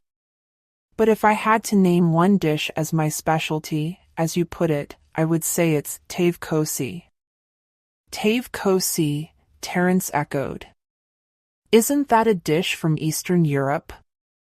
"Albania." Frida nodded. "Good eye." Or good ear. Terence chortled. "It's the one with the lamb, isn't it?" Frida nodded. Lamb and rice filling, seasoned with garlic and oregano, baked in eggs and unflavored yogurt. I mean, that's the traditional way that you're supposed to make it, but in my version, I do it a bit differently. Bit of a rebel, are we? Terence asked, an amused edge to his tone. Frida couldn't resist grinning mischievously. You're supposed to use boneless lamb, but there's something a lot more satisfying about having bones in it, for me.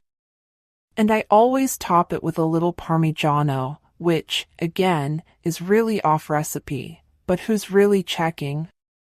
Who's checking indeed, Terence agreed. So perhaps we should try this, then?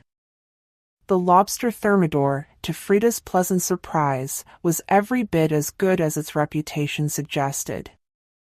It was decadent and creamy, the lobster meat was perfectly cooked and the brandy in the sauce hit her with a gentle burn. That is delicious, Terence said, from opposite her. Isn't it? Frida agreed. This place has really got some big hitters on its menu. I really can't argue with you there, Terence said through a mouthful of lobster. The two of them talked and ate and talked, and pretty soon the atmosphere between them was electric. Frida had to admit, she had some reservations about this man after seeing what had happened between him and the woman he'd been there with, Ophelia, but after more than an hour of conversation, she was coming to the realization that he was just a genuinely nice guy. He was obscenely rich, and although he pointed out he was of billionaire status, he was not snooty or stuck up, which was both a rare combination and one that Frida found extremely attractive. Another unusual factor about Terence was his clear interest in her, something Frida wasn't so used to. She'd seen plenty of men who looked like Terence, just as handsome, perhaps not as rich, but wealthy, and just as well dressed, and they hardly ever gave her a second look. There were people out there who had a thing for African American women, and plus-size women too, but excuse Frida if she didn't feel flattered being the object of someone's sex-fueled fantasy, an exotic forbidden fruit for someone to gorge themselves on. She didn't like being around men who had always wanted a black girl, because she felt like she was an antique tea set, and he was an enthusiastic buyer had been outbid at an auction. Pretty soon, the restaurant was closing down, and the clocks were nearly pushing midnight. This was the first time that Frida had closed down a restaurant that she wasn't working in for months. No, for years. Normally, on her days off, she was a nervous ball of anxiety, forever having her eyes on the clock, desperate to get a good night's sleep before work the next day. But this was not the case here. She and Terence had talked to each other, right through their entrees, drank down their intermezzos, and kept chin-wagging through dessert. They had so much in common, and thusly, so much to talk about. Frida felt as she hadn't in years, like she was having an actual connection. Of course, she and Andrew, who had become bosom friends, were there for each other, but Andrew was a very task-orientated machine who respected efficient work ethic above all else. And as such, there wasn't much room or time left in the day for idle chit-chat, and then by the end of the working day, everyone was tired and drained and only wanted to talk to their pillow. Frida realized that she had begun to heal a part of her that she hadn't even known was damaged. She was lacking human connection. And now that she was aware that there was something not quite right inside her, now that Terence had opened her eyes to what the woman who had everything was missing, she wouldn't be able to go back. Not a chance. The restaurant may have been ready to close, but for Frida and Terence, the night was very much still young. They decided to go for a walk on the city coast, by Lake Washington. The moon peeked from out behind clouds, and the silver light danced on the calm waves of the lake, giving a somewhat ethereal feel to it. They talked as they walked, for what seemed like hours more. They walked and walked and walked, until their feet got sore, and then they sat down on a bench by the lake and talked some more. The night seemed as though it would never end. But, as Frida was a firm believer, all good things had to come to an end at some point. It was for this very reason that life was worth living. A thing isn't precious because it lasts, it's precious because it's finite. Likewise, each moment is fleeting, and thus each moment is a gift. Hence why it's called the present. Soon, the sky stopped getting darker and darker and started getting lighter and lighter. And then sunlight began to peek over the horizon, chasing the darkness and moonlight away from the water and replacing it with the golden glow of the morning sun. Terence insisted on taking her home, and they scheduled an Uber to take her back to her house. Despite knowing what she knew about moments and the meaning of them, Frida was desperate to cling to the last fleeting moments of the night and insisted Terence walk her to her door. And it was there, on that doorstep, that they shared a sweet, passionate kiss. Frida made her way up to her apartment in a complete and utter daze. It was as if someone had taken the air right out of her lungs, and not in an uncomfortable way but in a way that left her feeling a little high, almost as if she had a head rush due to the lack of oxygen. It wasn't a bad feeling, and she knew she would remember it for days to come. Her dating life recently had been extremely low, and she only had herself to blame. It wasn't that she didn't want to date, but working the hours she did meant it was hard to keep a relationship down for too long. She didn't hold it against anyone. Truly, she couldn't think anyone in their right mind would still around for so long while she got home long after most business people were in bed. Frida could only describe the next few weeks using the words absolute and bliss. She awoke the morning after her magical night in the best mood that she'd been in for a long time, especially considering that she was not a morning person. She never had been, but for once she could picture herself smiling at people she walked past. And as she lay there, wrapped up in her duvet and sheets, it took her a moment to remember why she was in such a good mood.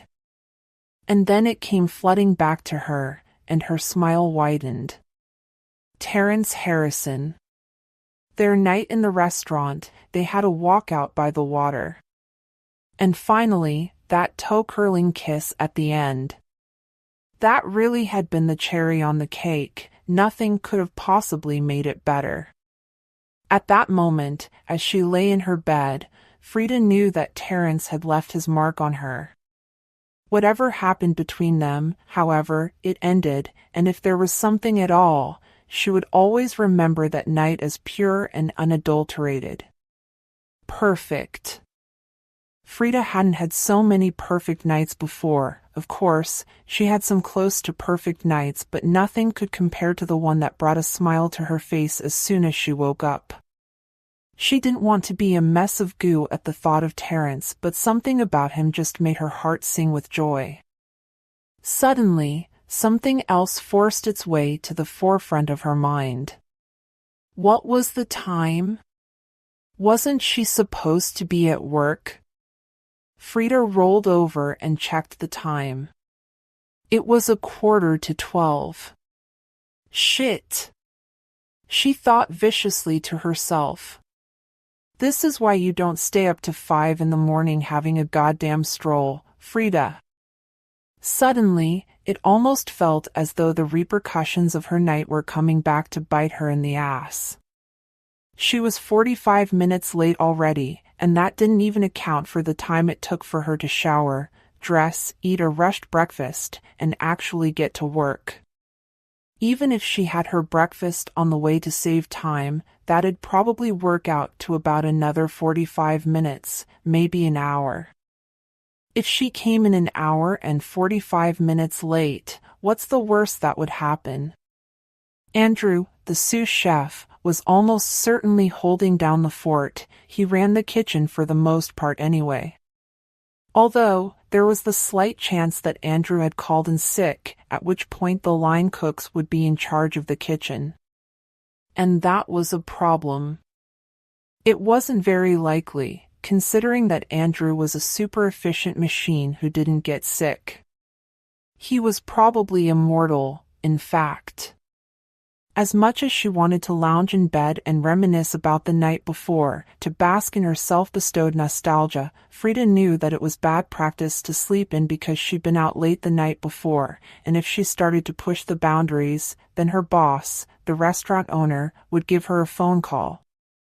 And by give her a phone call, that meant scream at her down the end of a phone.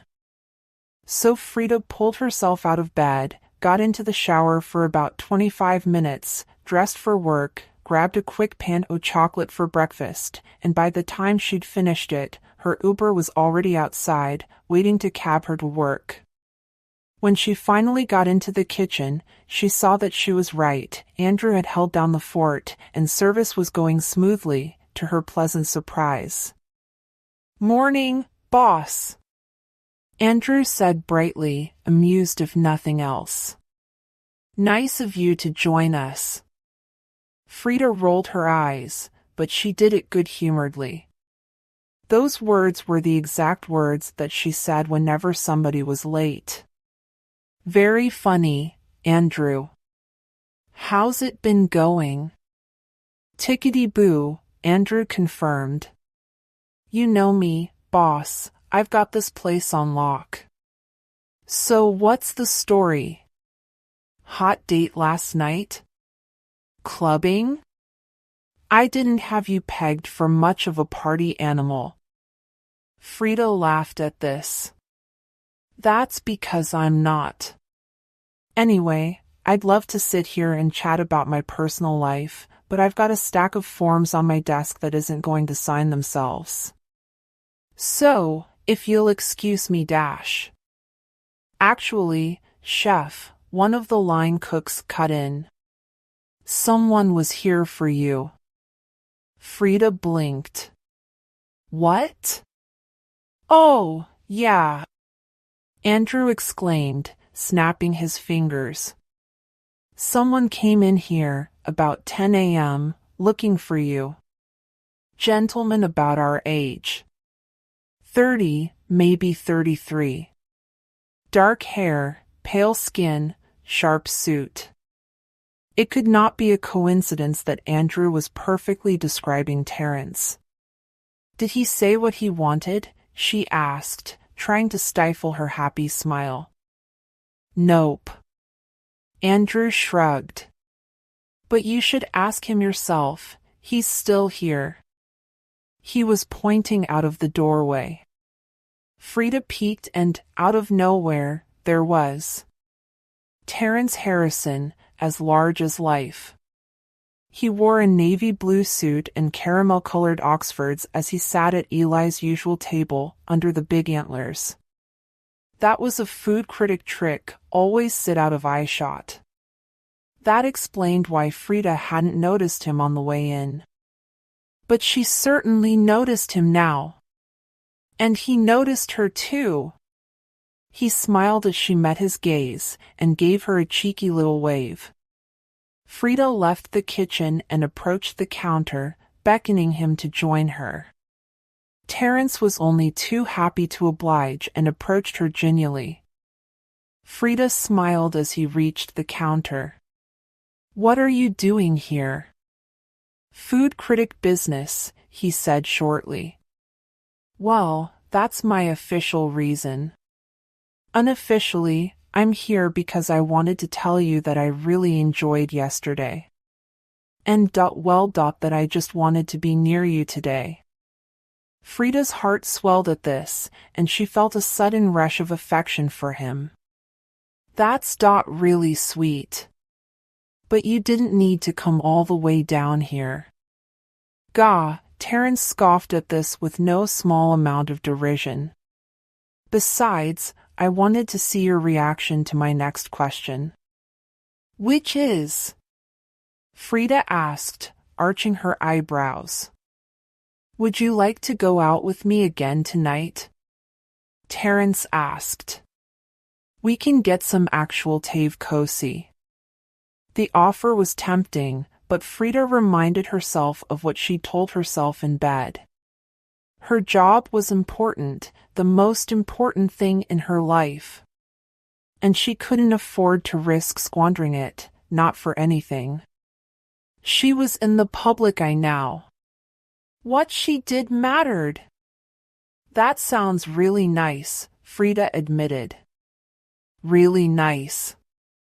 But I'm getting off work at 11 tonight, and I'll be getting home at like quarter to midnight. So take off early. Terence shrugged. You're the boss, right? Frida smiled tolerantly. Technically, yes, but that means I've got set an example, not just, take off early whenever I feel like it. And it has to be something extremely important. Terence pretended to look offended. I'm not important? Wow, I'm offended. Frida rolled her eyes. Be serious. Okay, I'll be serious, Terence agreed. You would be setting an example. Look, you've given this place, what? 3 years? And 9 straight months without a day off? I think you've more than paid the difference in hours worked. I think you can afford to take 1 day off. Frida found herself wishing that she'd thought of this reasoning when she'd been lying in bed. It was extremely hard to argue with. Okay. She nodded. Okay, you're on. But we're spending the evening at my place, and I'm cooking the tave kosi. Terence grinned. I can't wait. Frida grinned back. Then be a good boy and meet me back here at 5 this afternoon. Terence nodded and bowed. My lady, your wish is my command. The next few hours rolled by like they weren't even there, but then 3 o'clock came, and for some reason, time started moving agonizingly slowly. By 4 o'clock, Frida felt like she'd been working a triple shift. She'd forgotten the pain of this, the agony of the speed at which time moved when you were waiting for something. 5 o'clock rolled around finally, and Frida kept her eye on the door, but Terence didn't materialize. Quarter passed, and still no sign. At this point, her imagination was going straight into overdrive, playing and replaying each possible explanatory scenario in glorious technicolor. At 5:30, finally, he arrived, wearing a new suit. His wardrobe seemed to be exclusively of suits, or at least, Frida had never seen him wear anything different. Frida said her goodbyes and already had her coat on, ready to make a move. You're late, she said scoldingly. I guess that means I've still got good career options. Terence grinned abashedly. Fashionably late. Frida snorted. If you worked for me, I'd fire you for that response. Worked for you? Terence echoed. Honey, you couldn't afford me. Billionaire, remember? The following hours of the night followed the same basic setup as the one that had come before it, and yet this time there were a lot more jokes, a lot more laughter.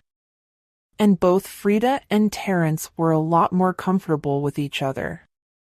They talked all the way back to Frida's, and he entertained her in the kitchen while she cooked. When dinner time rolled around, Terence finally got to sample her take on the popular Albanian dish, tave kosi, only with boned meat and Parmesan cheese sprinkled on top. As expected, the dish was delicious, and they began to wind down by relaxing on Frida's sofa with a bottle of Cherval Blanc wine and the television on. Sipping wine from her glass, Frida found herself saying a silent prayer of thanks to whatever gods were listening that she had agreed to play hooky, as it were. That day had been one of the best that she'd had in a long while, and more than ever before, she was feeling a closeness to Terence that just couldn't be expressed in words. For a while, they sat snuggled together, her head rested on his shoulder. Then she moved her hand until it was in his lap. Frida didn't even mentally register what she was doing until she felt something twitch under her hand and realized her hand was resting right on Terence's crotch. Their gazes accidentally met, and in that instant, she just let her instinct take over. She leaned in and planted a kiss on his lips. Chapter 6. At first, the kiss was urgent and rough. The nerves inside Frida seemed to take over her body as she pressed her body closer to Terence. She had never been the type of woman who made the first move, but she was happy she did. Sparks went off inside of her, and she thought that if she opened her eyes, she would have seen sparks around them too. She had never wanted someone as badly as she wanted Terence. They just lay there, the tips of their noses touching, and without even meaning to, sleep claimed her. Chapter 7. Frida knew that her body had taken her to a whole new world of ecstasy, and she definitely had Terence to thank for that. Her whole self felt relaxed and comfortable as she subconsciously snuggled closer to Terence in her sleep. It was absolute pure bliss being next to him. When she awoke the next morning, unlike the one before, Frida knew exactly why she was in such a good mood. She stretched her body out a little, soaking up the feeling of satisfaction as it ran through her body. She felt more alive, more awake than she ever had before, and she loved it. Her whole body sang with joy. Terence and she had had one of the most perfect dates in her life the previous evening. A whole evening of talking, basking in their electric atmosphere, and dining over one of the best meals she'd ever made. There was something between them that made her feel like nothing else in the world. She felt as if she could do anything. He seemed to accept her for who she truly was, all of her, and he enjoyed it too. He didn't shy away from her or make her feel as if she needed to change who she was to be around him. He took all of her for exactly who she was. It meant something to her, and as they had spoken, the sparks between them felt stronger. She took it as it came, never expecting anything else, but now that Terence had opened new doors for her, she thought she'd never accepted anything mediocre ever again. Frida checked the time on the clock by her bed and was pleased to see that at least she wasn't late for work this time, as it was scarcely 7 in the morning. She didn't technically need to be in until about 10, and even then, most of the running of the restaurant was down to Andrew as her second in command. She thought that having a few extra hours could work in her favor. She could spend more time with Terence and not have to rush off anywhere. It brought her a sense of pleasure, thinking that she could be with him for a bit longer before they would have to go their separate ways for the day. Being around him burrowed out a new side of her that she really liked. Beside her, Frida felt Terence stir from his slumber. She had noticed his breathing as she had laid there. It had been soft and low, while sometimes it sounded as if he was gargling water at the back of his throat, softly snoring in his sleep. The heat from his body was amazing against hers. She thought that she could get used to sharing a bed with him. She couldn't see his face, and so she wasn't 100% sure if he was awake or not until his voice broke the silence in her bedroom. "Hey, you," he said, somewhat playfully, prodding her. His touch set her on fire, warming her from the outside in. It was a new experience, something so completely different that she knew it had to mean something, and surely she couldn't be the only one who felt it. Could he feel the electricity between them? It couldn't possibly be one-sided, especially with the way he looked at her. His eyes zoned in on her as he took her in. He looked hot and sleepy, which to her was an image she would never forget. "Hey," she replied, her face cracking into a smile. It was hard not to smile when he looked at her. She felt as if he was looking at a prize he had won, and it was hard to imagine that she was that prize. He made her feel amazing as he continued to stare into her eyes. How long have you been awake? He asked as he brought his hands to his face so he could rub his eyes with the backs of his hands.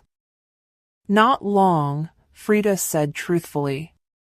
Luckily, I'm not late for work this time. And you think you'd be tired after last night? Terence chortled. I know, right? Frida laughed. I suppose not, at the end of the day. Want some breakfast? Sure, I wouldn't mind. Terence accepted the offer gratefully. What's cooking, chef? Normally I wake up at 9:15, and I only have time for a croissant on my way out of the door, Frida admitted. But today, we're up early. So I've got time to make something proper. What do you say to eggs Benedict? Terence grinned. I say hell yeah. It brought her joy seeing the look of excitement on his face, making the effort of getting out of bed that much easier. Her stomach growled slightly as she noted that she was starving, the activities from the night before clearly catching up to her. Frida swung her legs out of bed and stood up. She'd woken up in the middle of the night, taken a shower, and changed into a pair of shorts and an oversized t-shirt. Mostly to wash the stench of debauchery from herself. Frida felt as though she was being a little bit extreme with herself, although she couldn't deny that last night she'd gone places that she'd never imagined that she would be going before. It was almost enough to make her blush at the thought of what they had gotten up to that night. She felt as if she was a completely new person because of it. She knew she would try almost anything with Terence. There was no denying that their chemistry made everything that much more enjoyable, but even still she wanted to look presentable around him. It wasn't about trying to portray someone she wasn't, and it wasn't because she felt the need to try harder, but she still wanted to impress him. Maybe it was sappy and a tad bit stupid, but she just wanted to give him the best of herself. She made her way into the kitchen and started taking out pans, whisks, measuring jugs. It wasn't long before Terence followed her into the kitchen and stood there, leaning on the doorway, watching her do her thing. She didn't pay him much attention as she moved around the kitchen, zoning in on the task at hand. She loved the idea of cooking for someone else other herself. Cooking for other people was the one thing she enjoyed the most. Just seeing the look on their faces as they tucked into one of her dishes was enough to make all the time and effort she had used to make it worth it. Frida was vaguely aware of Terence watching her but wasn't really paying attention. Her mind had already flown ahead to the task at hand. She'd already begun planning how much she was going to make, in what order. Not many people thought about the detail that went into cooking. TV shows often show women who cook for their families but never followed any sort of instruction, but Frida knew that sometimes to make sure it tasted absolutely perfect there were rules that needed to be followed. She liked the order of cooking, how it seemed to get messy and sometimes all over the place, but in the end, there would always be a put-together meal on the table at the end. The one thing she always enjoyed about cooking was the fact that she could lose herself in it, no matter what she was cooking. It could take her anywhere she wanted to be. Sometimes it would take her back to her childhood kitchen, cooking with her mother as they made a mess of the kitchen while cooking up something so delicious the mess didn't even matter. On other occasions it could take her to other places in the world, the original destination of the dish she would be cooking. She could picture herself walking the streets of Italy whenever she smelled fresh bread and cooked pasta. It was something she loved. Eggs Benedict was a simple dish, but there were a lot of steps, and one of a chef's most important tools is the power to multitask. This was one of the first and most important lessons that Frida had ever learned, and it was something that she carried with her every single day of her life, for every meal that she made. It simply wasn't possible to do only one thing at a time and make it as a chef, especially not in the professional industry. To be a chef, you had to master the art of double hatting and triple hatting on the job. Because things went wrong, sometimes somebody switched off the gas hob by mistake, and you had to take a pie out of an oven and relight the hob at the same time. There was seldom time to do things exactly and as ideally as you would like. It just wasn't feasible, and it never had been.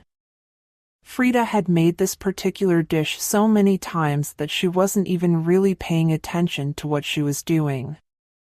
Her hands were almost a blur as they whirled around the kitchen, sliding pans all over the place, transporting ingredients from surface to surface and handling utensils. "How do you do that?" Terence asked from behind her. "Do what?" Frida asked absent-mindedly, not even turning to look at him as she popped open a carton of eggs and cracked one into her frying pan. It hissed, popped and fizzed on the heated pan surface, and the egg began to fry. "How do you move so quickly?" Terence asked. His tone of voice suggested that he was in awe, though Frida couldn't see his facial expression to corroborate. "I don't know," Frida said truthfully, shrugging. "Practice, I suppose. Years of it. Drills and skills is what my dad used to call it. Training and expertise. And how do you do so many things at once?" Terence asked. Frida chuckled at this as she balanced an English muffin on her cutting board and with one smooth stroke with her chef's knife, sliced it apart. She popped it into the toaster with one hand, and with the other, used a spatula to flip the frying egg over in the pan. Now that took a bit longer to master. But I have been cooking for almost as long as I've been alive. Must be about 20 years by now, so I ought to be good at it. Terence nodded. "I suppose so. So, can you talk me through what you're doing?" "I certainly can." Frida nodded. "So are you familiar with the process of making eggs Benedict?" "I sure am." Terence nodded. "Eggs, English muffin, bacon, right?" "Right." Frida nodded. "You forgot one thing, though," she said, adding butter and lemon juice to a measuring jug. She cracked in a few egg yolks, added water, and began to season the mixture with salt, pepper, cayenne pepper, and vinegar. When she was done, she whisked the mixture in a creamy, yellow liquid. "Really, what did I forget?" Terence frowned, bewildered. "This," Frida said, gesturing with the jug. "It's called hollandaise sauce." "Ah, yes." Terence snapped his fingers. "How could I forget the sauce?" Frida smiled. "It's easier than you think, so don't beat yourself up. Now, traditionally, in the New York version, Eggs Benedict is supposed to use poached eggs. Poached is when you cook them in hot water dash.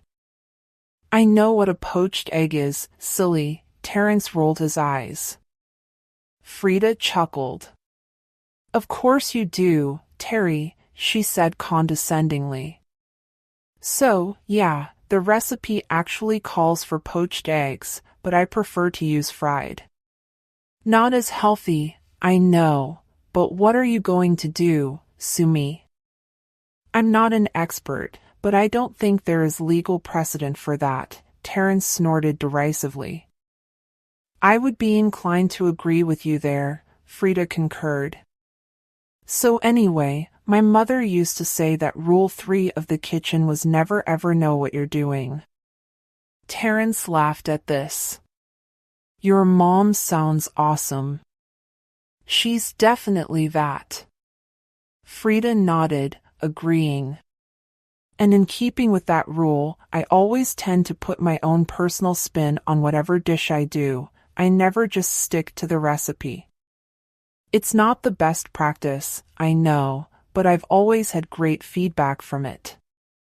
Like, I use meat on the bone for tavi kosi and sprinkle cheese on top. It's not very traditional, but what are you gonna do? Terence chortled. Far be it from me to challenge your creative genius, madam.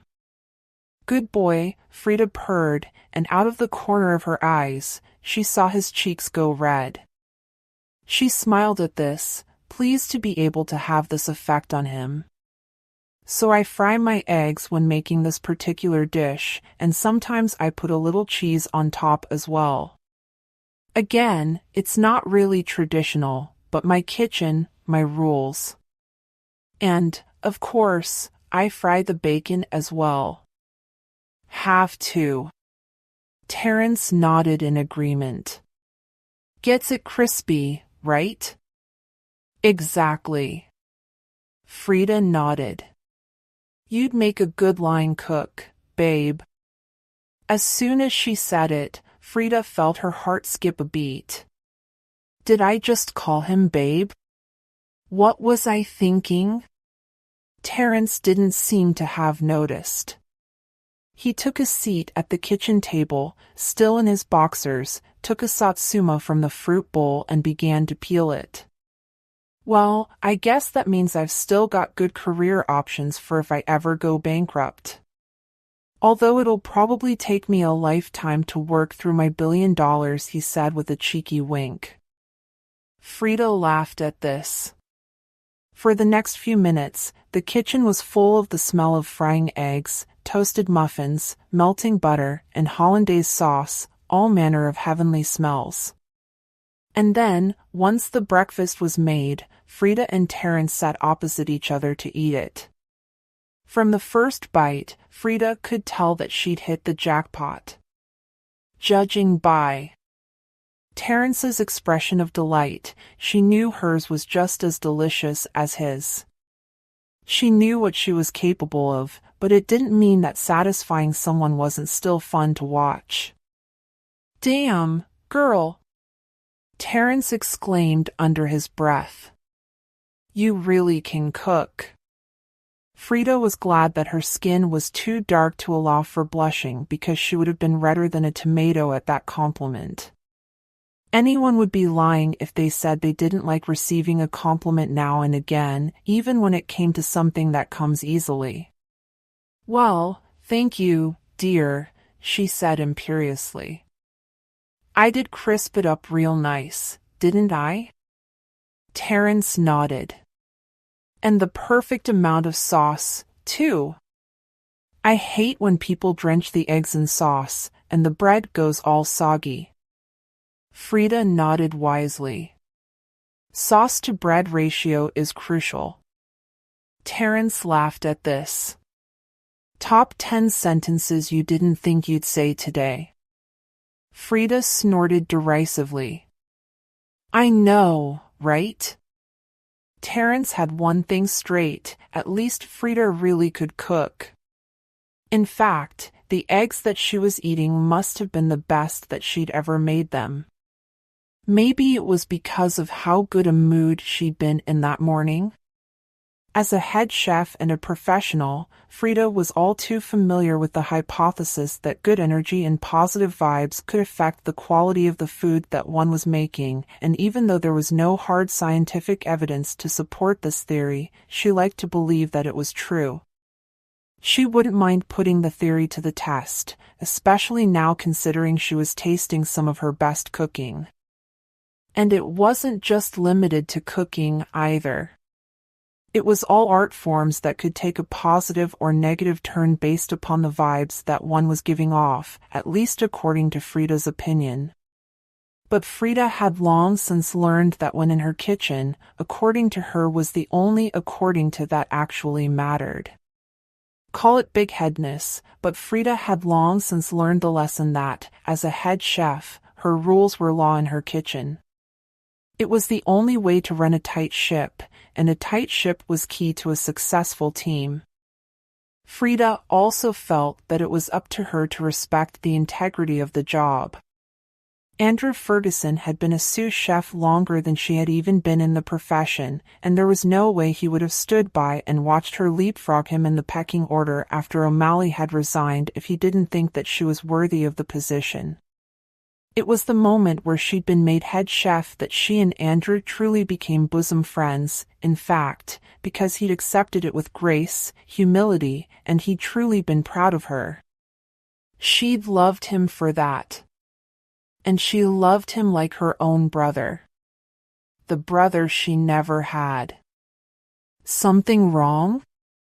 Terence asked. You've hardly touched your eggs. Frida smiled serenely and took another bite. It's okay, I was just doing some thinking. Penny for them? Terence asked. Doubt they're worth a penny. Frida shrugged. I was just thinking about stuff, you know? Oh, I definitely know stuff. Terence nodded, agreeing enthusiastically. How great is stuff? I just love stuff. So what you know stuff, in particular, were we thinking about? There was a soft and subtle beep from somewhere in Frida's bedroom. She frowned and eyed her phone, which was on the kitchen table in front of her. She knew that she hadn't been expecting any messages anytime soon, so even as she looked at her phone, she already knew it wasn't hers that had gone off. Must be mine, Terence said by way of explanation. I think I left my jacket in your bedroom last night. It's fine, I'll check it later. What were you saying? Frida shook her head. Nothing. I wasn't saying anything. Frida suddenly shifted her weight. She sat back in her chair, raised her leg underneath the table, and propped her foot up in Terence's lap. She noticed his expression of subtle surprise as he took another bite of his eggs. Can I help you? He asked playfully. You know exactly what I want, Frida said in a low tone. Now hurry up and give it to me.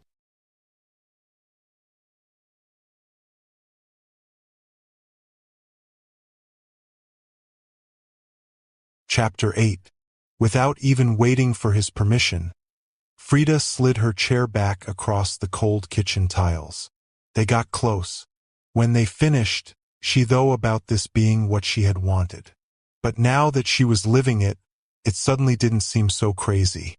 In fact, it felt right. That was perhaps not the only, but certainly the best word that there was for it. Felt right. They may only have known each other for a few days. But Terence had unlocked a part of her that she didn't even know existed, and she knew now, better than ever, that she was always going to be connected with him because of it, no matter what happened. Suddenly, Frida saw movement out of the corner of her eye. Terence was standing in the doorway between the lounge and her bedroom, his phone in his hand and his eyes fixed upon it. Frida's smile faded from her face as he realized that she didn't recognize the expression on his face. His eyes were wide, his pale face even paler than usual as it drained from color, even as she watched on. This wasn't the expression of surprise or shock. This was one of dread. There was no other word for it. Terence! Frida exclaimed his name, but to no avail. Terence didn't reply. He just stood there, stock still, staring at his phone screen as if he just got the news that a family member or longtime friend had died. Shock seized Frida's heart. What if one of his family members had died? He'd mentioned having 2 siblings, an older sister and an older brother. That would be terrible. Terence, Frida said, much more softly this time. Are you okay? This time her words penetrated and found their way home. Terence looked up at her, and they made eye contact. There were no tears in his eyes, which suggested to Frida that there hadn't been any death. But even if the ultimate tragedy hadn't occurred, Frida knew that whatever Terence was looking at wasn't good news. She stood up, crossed the lounge quickly, and stood next to him. "What's happened?"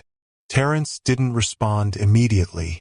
He tossed his phone onto the sofa, presumably so that Frida couldn't see the screen, and then went to sit down, holding his head in his hands.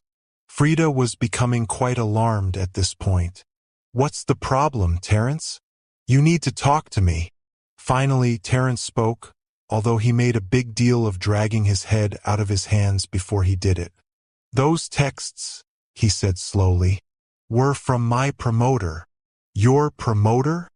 Frida asked, puzzled. "What do you mean, your promoter?" "Well, you know how I critique restaurants," Terrence said. "My promoter finds the places and gets me in the door. He's just a dog's body." "Really, but that's not the point." "So what is the point?" Frida asked. "Because I'm confused." Terrence sighed with such sudden exasperation that Frida was shocked. "You don't get it, Frida. My promoter, he just sent me the name of the next restaurant that I'm going to be reviewing." Frida glanced down and saw Terrence's phone lying face down on the rug. Of course, it was face down. That phone seemed to have tremendous dramatic timing. Even as Frida leaned down to reach for the phone, she felt sure that she knew what was waiting for her on the screen. The only words that Frida knew of that could possibly cause Terrence to break down in such a way. As her fingers touched the phone, she felt the heat of the screen warming her fingers gently. She turned it over, and her eyes were greeted with a text chat between Terrence and a man who she could only assume was his promoter. The date of the messages went back months and years, so they knew each other well, she could see. But Frida wasn't interested in the many messages that they'd shared with each other, because her eyes were drawn right into the last message sent by Terrence's promoter, Jarvis, scarcely a few minutes before. Terrence had asked him what was the name of the restaurant that he was supposed to be critiquing, and Jarvis had answered in no uncertain terms with a name that turned Frida's world upside down. L'Ultima Cena.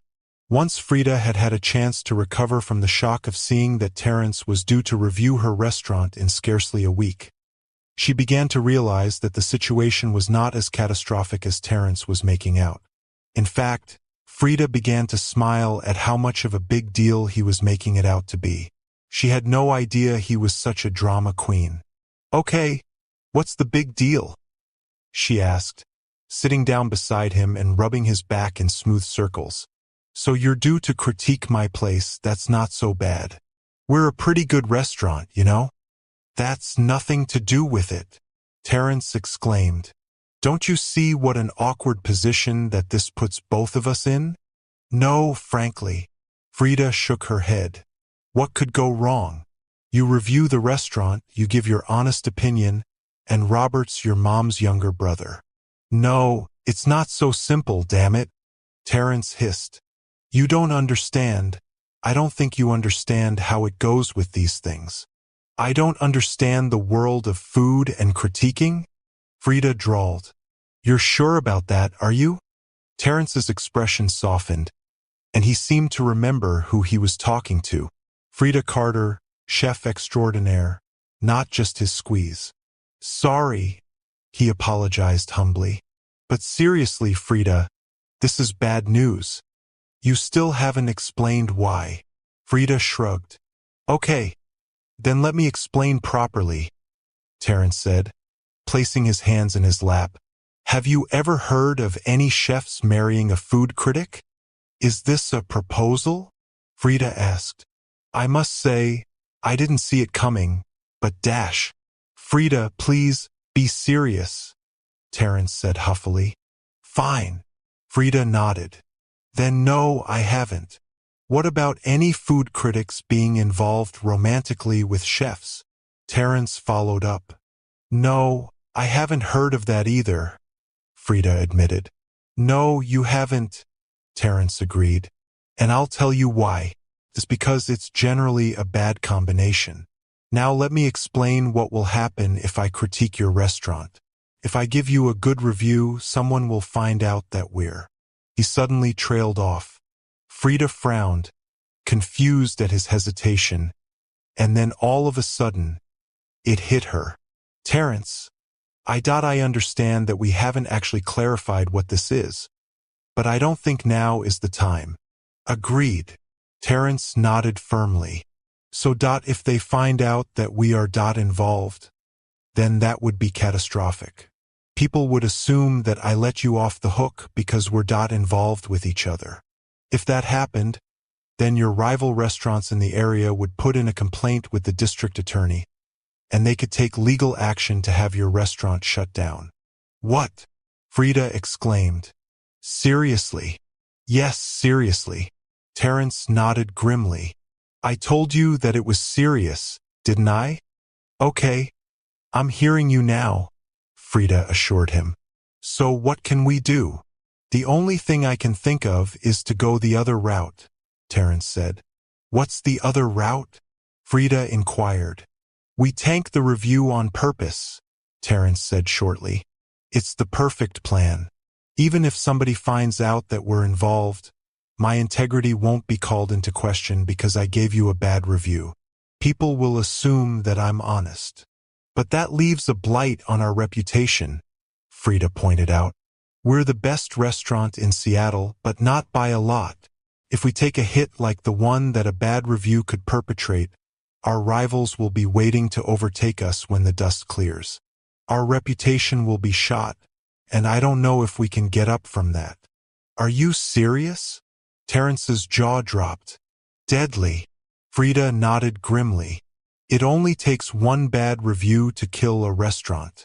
Dead. That's why we're generally so terrified of you guys. Then we are trapped, Terrence said darkly. Either I give you an honest review and you risk getting shut down and me getting my license taken, or we tank the review and the restaurant suffers. Either way, we get fucked in the ass from either direction. There must be a way out. What if there isn't? Frida asked quietly. If there's no way out, Terrence breathed, then I don't know what we're going to do. Terrence's reveal kept Frida on edge all day and awake all night. She didn't think that she collectively got even 2 hours of sleep the entire time that she was lying down in bed. She kept throwing off the blankets, changing her clothes, rearranging the bed sheets. She was restless. She even got up for an hour or so and had a read of her current favorite book, Guardian Angel, The Magenta Conflict. She couldn't escape the niggling feeling that she was no longer safe, even in her own house. What Terrence had shared with her, and the gravity of what it meant, had shocked her to her core. It wasn't illegal, what Terrence had done, but tipping her off in advance of the day of the critique was extremely unethical. And if anyone found out, Terrence's business could take a massive hit. Not only that, but Frida was shocked at how readily he had told her. Like he was so ready to risk his entire career for her. She didn't know what to make of that. Was it sweet? Crazy? Creepy? Should she be charmed? Complimented that he thought so much of her to tell her? Or alarmed?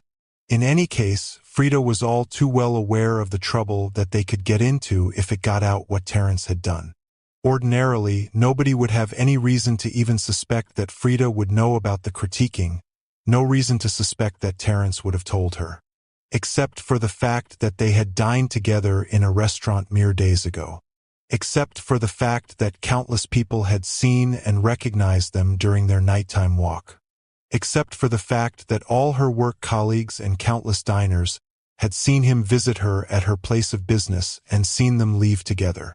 Frida was even surprising herself that she could be so calculating, so discerning, but she decided to be thankful that she was, and not look too deeply into it. She was definitely going to need to be a bit cunning if she and Terrence were to have any hope of escaping this conundrum unscathed. And it was this vexing puzzle, more than anything else, that had kept her up all night. She had briefly considered calling in sick, taking the day off, letting Andrew take the reins, but she'd quickly kicked that idea into touch. The reason being that Frida didn't take many days off work, such as the definitive trait of a head chef, and her absence on the day of a food critique would only serve to draw attention to her, and the possible reasons for her absence, especially if she returned to work, healthy as a horse, the next day. So to make it believable, she'd have to take multiple days off, which wasn't possible in her job. Even if it was, Frida was willing to bet that some suspicious people would still try and figure out why she'd been off on the day a food critic was coming to visit. Not only that, but she couldn't alert Andrew to the fact that a critic was coming in, because that would put them back into the same boat. And she couldn't take the day off, knowing that a critic was coming in, and hang Andrew out to dry. He was her friend, and she refused to do that to him. The sky outside Frida's windows began to get lighter and lighter, and with it, time ticked away. With each passing moment, she became increasingly aware that her time was running out. Frida had to admit, she felt a certain resentment toward Terence for deciding to tell her in the first place. At first, she thought that Terence didn't want to have to give her a bad review, and felt insulted that he didn't have faith in her abilities as a chef. But once he'd explained, she got the picture and he was right. Even if she'd done well, not knowing that Terence had been there to critique the restaurant, she'd still be under suspicion. Because nobody would believe that Terence and Frida were involved in any way, shape, or form and that he hadn't tipped her off. Terence's eventual solution to the matter, to his credit, would solve the problem, but Frida was unwilling to take the chance. She was unwilling to tank a review on purpose simply to remove all suspicion because the flip side to that coin was she would be left with a bad review, which was just the ticket that Ritorno Casa would be waiting for. As the top-ranked restaurant in Seattle, one bad review was all it could take to destroy her entire reputation. And once that happened, who was to say that she would ever get it back? No, Frida wasn't sure of a lot, but she was certain that she couldn't gamble the restaurant's reputation and future in such a way. Frida sighed exasperatedly and went back to her kitchen for another cup of chamomile tea. It felt like the walls of the entire situation were closing in on her, like she was trapped, and that there was no way out. Not for the first time, she wondered how Terence was doing, and she briefly considered texting him. It was only then that she realized with a jolt that she didn't actually know his number. With all their talking and other activities, neither of them had spent much time staring at their phone screens. And there hadn't been much time to exchange numbers. It had slipped their minds. Personally, Frida was of the opinion that technology had infected the world, and specifically the next generations. Pretty much everyone needed a break from their phones and their tablets and their TV screens, just for a minute. On the whole, Frida thought that it was pretty impressive that they'd managed to go for so long without even thinking to exchange phone details. In any case, she didn't want to wake him up in the middle of the night to tell him that she'd changed her mind about their plan. Although in truth it wasn't their plan, and it never had been because she hadn't come out and agreed to it. The question was, how was she going to break that to him? Frida really hoped that Terence hadn't gone to bed thinking that the entire situation was resolved only to find out in the morning that Frida was going to do that well. She didn't even know what she was going to do. But she wasn't going to purposefully tank the review. She knew that much. She couldn't do that, not to the restaurant that had become her whole life for the past 3 years. And certainly not for a guy she just met, no matter how badly she wished for him to remain unscathed by being in a relationship with her. Wait, was Terence in a relationship with her? Frida immediately cursed. She had made a secret pact with herself not to go anywhere near this topic during her designated overthinking time.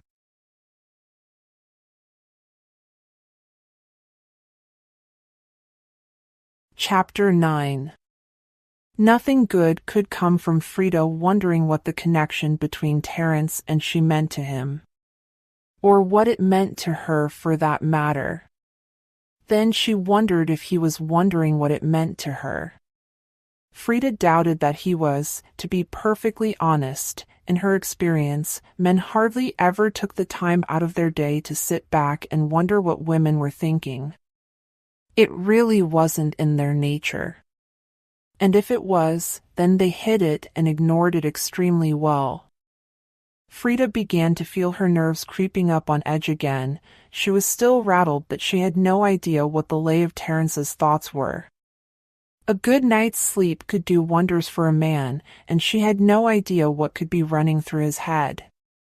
Conversely, sleep could also F-word the S-word up, so to speak. And Frida had no way of knowing which one, if either, had occurred. All of a sudden, she began to wonder if she and Terrence not exchanging phone details was such a good idea. To be fair, if she had had his phone number, she probably would have just spammed his phone with text messages that he would have ignored because he felt as though she was smothering him, and she would have gotten more and more agitated and panicky because then he would be ignoring her as opposed to not in contact with her, and then what would she do? Wow, Frida thought to herself. That nervous breakdown really crept up on me, I must say. Definitely didn't see that one coming. Pretty soon, the sun was a few hours out of its highest point in the sky, and Frida was showered, breakfasted, and ready to make the commute to work. And no matter what she did, how many cups of coffee she had on the way in, she couldn't rid herself of the sinking feeling of dread that she felt in the pit of her stomach. Not that she had high hopes for doing that anyway. Pretty much the only thing that tended to calm Frida's nerves these days, smooth out the rough edges, was a bottle of Chardonnay, an hour in a bathtub, and a book. But reading, soaking, and drinking were on the list of things that one simply can't do whilst cooking in a professional kitchen. Not that Frida had personally tried them, but she was fairly sure, especially the drinking one. That was all kinds of dangerous. Drunk and holding sharp knives is not a sentence that anybody wants to say regarding themselves. Instead of walking like she normally did, Frida decided to take the bus to work, and she wasn't at all pleased with how much more she seemed to be sweating than normal. Sweating was such a disgusting bodily process, on the face of it. Wasn't there some less icky way for toxins to leave the body? Some way that wasn't so smelly and attention-drawing? Personally, Frida felt as though the human body was actually very poorly designed if she was honest. A lot of the functions that they embraced each and every day as necessities could be very easily cut out with a little work. Assuming she had omnipotent powers at her disposal, of course. Frida could tell that she was nervous when she started literally redesigning the human body inside her head. That was an especially bad sign. As soon as Frida arrived at work and walked into the restaurant's dining area, she felt herself looking around, expecting to see Terrence sitting in the food critic's most beloved spot, underneath the antlers. She didn't though. The dining area was littered with a few customers getting a last-minute late breakfast in. Frida frowned and scolded herself for the thought. Why would Terrence be in already? The point of being a food critic was to do one's job without attracting attention. And there were few things that attracted more attention than a 30-year-old man in a suit in a restaurant in the middle of the morning. Then again, Terrence would probably have the common sense to dress a little less conspicuously when on the job. He wasn't exactly a newbie. After all, Frida was just slipping into her old habit of overthinking the situation. But then again, that habit was harder to resist today than it had ever been, Frida felt. Today was not just any other day. After all, today was the day that Terrence Harrison critiqued her restaurant. Just the thought of it made Frida's heartbeat treble. At least it felt like it was. It felt like it was pounding against her ribcage, threatening to burst out of her chest like those things from Alien. Face huggies? That sounded right. Every time that Frida saw someone, or made eye contact with someone on her way in, she felt a rise in nervousness, as though someone would surely suss her just by looking. She felt as though she had the truth of what she knew stamped across her forehead, as though it poured out from behind her guarded eyes, scalded itself into her skin. Each time that somebody even looked at her, she thought to herself in a panic, "They know! They know!" But barely anyone glanced at her for more than a few moments on her way into the kitchen, and she got scarcely more than a few morning chefs on her way into her office. When she finally made it to her desk, her door shut behind her, she slumped into her chair behind her desk and let out a huge sigh of relief. Although, deep down, she knew that there was no call for it. She wasn't out of the woods yet, not by a long shot. Not even close, actually. She couldn't explain her relief, not even to herself, but Frida just felt as though they at least had a chance to get out of this predicament unscathed. Not that she herself knew what was moving her thoughts in this regard. Frida had no idea what time Terence was supposed to making his entrance, though that really was the point of a surprise critiquing at the end of the day, wasn't it? Frida supposed that she would feel much better if she knew the lay of Terence's thoughts as he'd woken up that morning. Before they'd parted ways last, he was firmly for tanking their review in order to incur minimal damage to his reputation. Frida didn't want to say it out loud, but she felt as though he was being selfish in that regard. Tanking the review meant that her restaurant's reputation would suffer, something he didn't seem to be so concerned about. This was the argument that Frida had been having with herself seemingly every spare second since Terence had discovered he was to critique L'Ultima Cena. And it was a prime example of Frida's tendency to overthink and complicate situations that, in actuality, were quite straightforward. Because make no mistake, this predicament that she had found herself in was straightforward. It might have been problematic, and yet it wasn't complicated. Like, at all. Frida glanced at the clock on her wall, which was ticking away noisily. It seemed to be ticking a lot louder than it normally did, if that was even possible in any way. I wonder what the time is. She wondered internally. The clock read 11:30, but Frida knew that it was about a quarter hour behind, something that she'd been meaning to rectify for the best part of a year, but she'd never gotten round to. Frida decided to fix it at that exact moment, anything to take her mind off of what was to come. Frida looked around her office for another chair that she could use to stand on. Hers was a swiveling one, and she was not about to stand on that again. The first time had taught her both the futility and stupidity of standing on a swiveling chair. She'd made sure that it was also the last time. Frida ended up using the end of her long metal ruler to lift the clock from the nail off of which it hung. As she took the clock in her hands, she marveled at how good that idea had been. Better remember that one. But as she was turning it in her hands, she heard muffled footsteps, rapidly increasing in both volume and urgency. Next second, her office door was thrown open, and Andrew stood in the doorway, a look of annoyance on his face. "Andrew," Frida said testily, setting the clock and ruler down on her desk. "We need to have another talk about you knocking on my door, because it's getting ridiculous." "Sorry," Andrew said monotonously.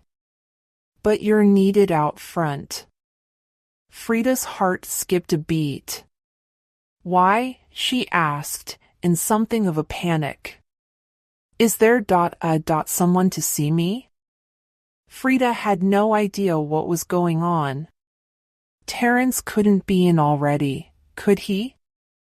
And if he was, there was no way that he'd actually asked to see her, would he? According to Terence, it was best that they weren't seen together for the entire day, because people saw things and tongues would wag. Perhaps he'd changed his mind about the whole thing? "No," Andrew said, killing Frida's thunder almost immediately. "It's a customer." Frida rolled her eyes. "Andrew, seriously? You can't deal with one customer?" "Hey, I followed the procedure, Andrew said indignantly. And they're demanding to see the head chef, so I don't know what you want me to do. My hands are tied here, boss. Frida sighed. To voice the truth of it, he was right, and she knew it. If the customer demanded to see the head chef, as Andrew was so adamant that they were doing, then the procedure dictated that Andrew comply. Just as she was now going to. But if there was one thing that Frida hated and had always hated in the business, it was dealing with customers. In the cuisine industry, customers came in a variety of flavors. There was the stupid customer, perhaps her least favorite, who didn't know what they were ordering and constantly made it Frida's problem. There are the ones who are angry over a number of possible reasons that included but were not limited to food taking too long, food not being hot enough/not cooked right, portions of food being too small, or food not looking like how they imagined it in their heads. Frida had to hand it to herself for putting up with customers like these through the years. It wasn't easy to resist the urge to sock someone in the jaw for tearing you a new one because they didn't realize that eggplant parmesan had actual egg in it. But it was true that the higher up the pecking order you went, the less you actually had to personally deal with customers, despite what one might think from watching Gordon Ramsay verbally tussle and throw down with unappreciative diners on Hell's Kitchen. But less was just not enough for Frida in this regard. If she never had to personally converse with a customer again, it would be too soon. As soon as the customer himself came into Frida's line of sight, she knew what kind of situation this was going to be. This man was of the food isn't cooked right kind of guy. He had it written all over him, not by his appearance, but by his stance. He was visibly older than Frida, by at least 15 to 20 years. He had tufts of gray hair on his shiny, balding crown, and wore black anorak, jeans, and runners. His face was screwed up into a scowl, and his arms were crossed defiantly. In front of him, on the counter, was a plate of half-eaten eggs on an English muffin and drizzled in hollandaise sauce. The sight of the eggs Benedict suddenly snapped Frida right back to that morning, and her heart sank again. She hoped it wouldn't show through her face as she fought to force her expression into a polite smile. "Good morning, sir. How can I help you?" It was all Frida could do to stop herself rolling her eyes as soon as she said it. She sounded like she was working in a call center. "You can take this back," the man growled, already in a bad mood as he gestured disdainfully to the half-finished plate of breakfast. "And get me a new one." "Can I ask what's wrong with this one?" Frida asked, struggling to keep her tone even. "I ordered my eggs well done," the man said. "I'm very specific about that. I don't want no runny eggs. And I told your waiter this, and you're still sending me runny eggs. Now take them back and bring me well-done eggs." "We always do well, sir." Frida couldn't stop herself from making the quip. Beside her, Andrew snorted with derision at the joke, but the customer was not impressed, and he wasn't exactly hesitant to say as much. "I'm not impressed," he said, his ears near smoking. "I'm sure the people on Yelp would be interested to know how seriously you take customer satisfaction." "It was just a joke, sir," Frida said in a bored voice. The way she was handling this definitely went against the procedure, and pretty much every known rule of professionalism, but at this point, she couldn't say that she cared very much. Her mind was pretty preoccupied at the present. "We take customer satisfaction very seriously, which is why we're going to replace your meal for you at no charge." Frida could tell from the man's stance and demeanor that he wanted the fight, but in the end, he decided against it. Which was wise. He nodded gruffly. "Thank you," he murmured. My pleasure, sir. Frida nodded. Andrew. Refire that eggs, Benny, and fry those eggs this time. No runny yolks, yes? Heard, chef. Andrew nodded, his back to Frida as he'd already begun to relay the orders to the line cooks. Frida sighed a sigh of relief as she headed back to her office. That wasn't too difficult or stressful. And stress was one thing she was trying to avoid today. Soon she was going to have more stress than she could shake a stick at, and there really was no need to lump more stress on top of that. Like she always said, avoiding stress was the secret to long life, and maybe one day, if she was very lucky and enough customers stayed out of her way, she'd even managed to live for a while herself. As soon as she got back to her office, she rolled her eyes. The clock was still there, sitting on her desk. This was the reason why she couldn't get anything done. People kept interrupting her. It was as if nobody even wanted her to fix her clock. Frida decided to have a look at the piles and piles of paperwork on her desk and get to fixing the clock in a moment. Hours passed, and by noon, she still hadn't gotten to it.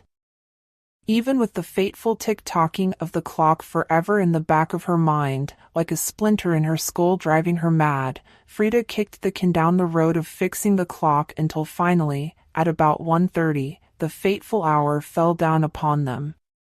Standing at the head chef's favored position in the doorway, she spotted him as soon as he came in. Terrence Harrison.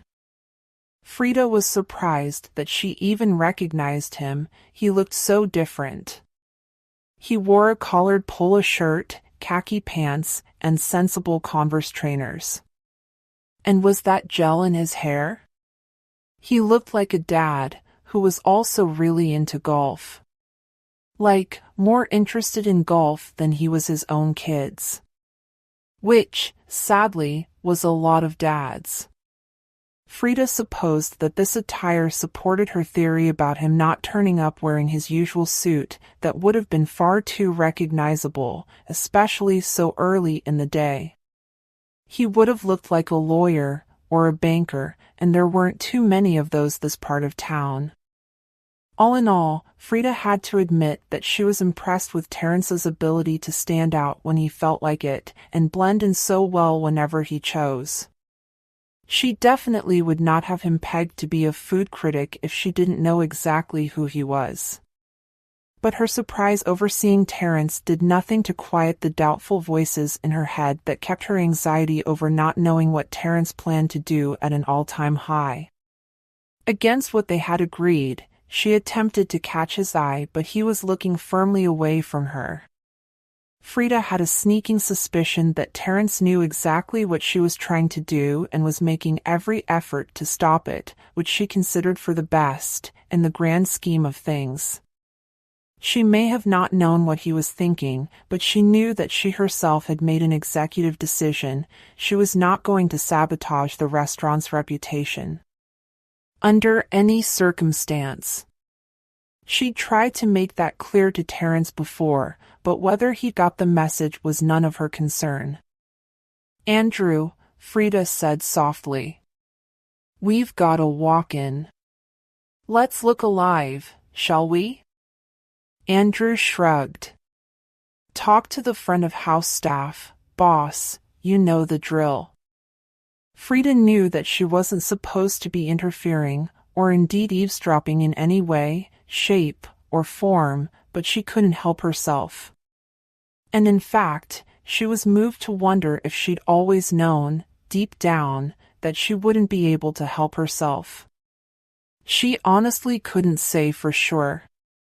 All she knew was that she couldn't resist sidling up the very corner of the counter, where she was closest to Terrence's table, and eavesdropping under the pretense of wiping the counter down. She couldn't hear much, mostly just Terrence talking to the waiter, whose name was Felix, about this and that. Frida was listening for something, anything, that she could use to gauge whether or not Terrence was going to be setting out to give them a good or a bad review. Or, more accurately, an honest or an unfair review. Frida couldn't hear much at all, and if she stayed wiping that small section of the counter down, then people were bound to get suspicious, which was exactly what nobody wanted. So, using her cleaning cloth, she worked her way down the counter just to keep up the appearance and then disappeared back into the kitchen. Andrew was tearing a ticket out of the mini printer on the little table by the door. "Order on," he said importantly. "Chicken tagliatelle, extra parm, no garlic." "Seems pretty straightforward." "I'll handle this one, boss." Frida nodded. "You do that, Andrew. Call me if you need anything. Actually, I'll just be here in case." Andrew gave Frida an accusatory look like he was accusing her of micromanaging him, but he soon lost interest in this and went back to his job. Frida watched every step of the making process of the dish to go out, a plate of tagliatelle pasta cooked in a creamy reduction and stirred together with sliced and seasoned chicken breast. It was a simple dish, made with double cream that had been flavored with chicken stock, but it had beauty and elegance in its simplicity, and Frida was glad that Terrence had chosen it because it was easy to make and yet packed an impressive punch. She knew that she was indeed micromanaging Andrew, despite him being much more experienced in the professional kitchen than she was, but she couldn't help hanging around him like a tick on a bull as he personally prepared the meal. Just as she expected from him, Andrew cooked the meal to perfection. He started with a generous helping of double cream, heating it gently in a saucepan before he added a half ladle of bubbling chicken stock to flavor it. He continued simmering the sauce while the stock cooked off, releasing its aromatic scents into the air, and then added the tagliatelle, a type of pasta that was very similar to fettuccine in that it was long and flat, like a ribbon. The pasta had been pre-cooked al dente, so it took less than 5 minutes before it was soft, and more importantly, had soaked up all the flavors of the cream. Lastly, Andrew sliced the pre-cooked chicken breast and stirred it into the mix before seasoning with some salt and pepper. After he plated it up, he sprinkled Parmesan cheese on top. Chapter 10. Excellent, Frida murmured absent-mindedly. Well done. Andrew rolled his eyes. You feeling okay, boss? I've made that dish 1,000,000 times. I could do it in my sleep. Why are you acting so weird? Weird, Frida echoed. I'm not acting weird. I just want us to do well. What happened to we always do well? Andrew asked, an edge of amusement in his tone. Where did that come from anyway? Frida shrugged, smiling too. I don't know, it just slipped out, to be honest. I shouldn't really have said it. Just now you're realizing this? Andrew drawled, arching his eyebrow. I think you're a bit late to the party, Carter. When am I not late to the party? Frida thought privately. Sometimes I can't even believe I made head chef of this place. She peeked out of the doorway and twisted her neck, which was the only possible way to see the table under the antlers from the doorway. There Terrence was, digging into the plate of tagliatelle that his waiter, Felix, had just placed down in front of him. He appeared to be ravenous as he attacked the chicken and pasta, but Frida soon realized that it was just really good, or at least Terrence thought so. She immediately chastised herself for the end of that thought. There was no, or at least, it was definitely good. Andrew was more than just capable as a chef, he was damn good, and he proved it every day. As the day dragged on, the weight on Frida's shoulders began to alleviate itself more and more, a fact that she was eternally grateful for. She began to feel a sense of hope, like there was an actual chance that they being she and Terrence, might actually make it home. As the skies turned dark, they moved closer and closer to the 1-yard line, and it seemed to be only a matter of time before they were home and dry. That evening, as Frida and her team packed up shop, she was experiencing the greatest feeling of elation that she even remembered feeling in all her days. Well, perhaps that was an exaggeration, but she couldn't believe her luck. All of that worrying, all of that overthinking, and it was all for nothing. That just had her luck written all over it. The last thing Frida did as she locked up her office was take one last peek inside to make sure everything was in order. Her eyes fell upon the clock on her desk that she'd neglected to fix again. She rolled her eyes. "I'll get right on it tomorrow," she thought to herself, knowing good and goddamn well that it was a lie.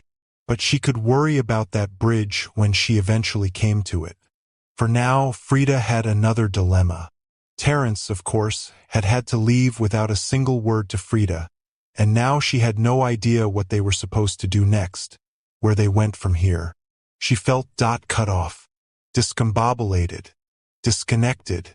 For the past week or so, Terence had been for all intents and purposes a big part of her life.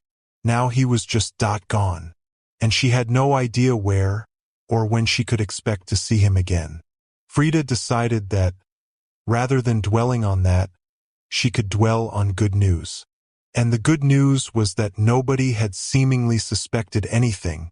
It was looking like Terence had been wrong, which was something that Frida was looking forward to telling him as soon as she got a chance. But when would that chance be? She wondered inwardly as she walked through the lamplit streets of Seattle. She had no idea where Terence was, no idea how to contact him, no idea of anything. Really, he was like a ghost who had just vanished without a trace, and whatever trail he had left had officially gone cold. But Frida was tired after the ordeal that day, and she desired her bed more than anything else. But when she got to the end of her yard path, where the gate was, she was greeted by a sight that lifted her heart right out of her chest and made her skin tingle. Terence Harrison was standing at the end of her path, dressed once again in a snappy black suit and a trench jacket. He turned on the path as Frida arrived, a smug smile plastered over his face. He smiled a cheeky smile and waved at her. "Hey!" Frida didn't even think about it. She just went for it. She pushed open the gate, strode up the path without a word, and threw herself into Terence's arms, pressing her lips against his. If she had thought that their first kiss was passionate, this one very nearly split her very soul in two. It was as though the increased serotonin pumping through her had heightened her senses. She could feel and see and smell and touch everything, it seemed. She could feel Terence's body heat, smell his freshly showered scent, his aftershave, and it drove her wild. It filled her with a passion and intensity that she had never even thought possible. Her hands were snaking around his waist, his running through her hair as he cradled her head. Finally, they broke away, and Terence held Frida close against his chest. And there they stayed, entwined like that in the middle of Frida's yard path, gently swaying with the soft breeze, and completely at bliss before Terence spoke and broke the silence. "So, how were you?" Frida used her free hand to stroke his chin. "We can talk about all that later. I want you, and I want you right now." Terence couldn't resist smirking at this. "Whatever milady desires," he said imperiously. He reached down, wrapping his arms around her legs, using his biceps and forearm to clamp her thighs together. Frida realized what he was about to do a split second before he did it, and her heart skipped a beat. Is he about to pick me up? I'm way too heavy for...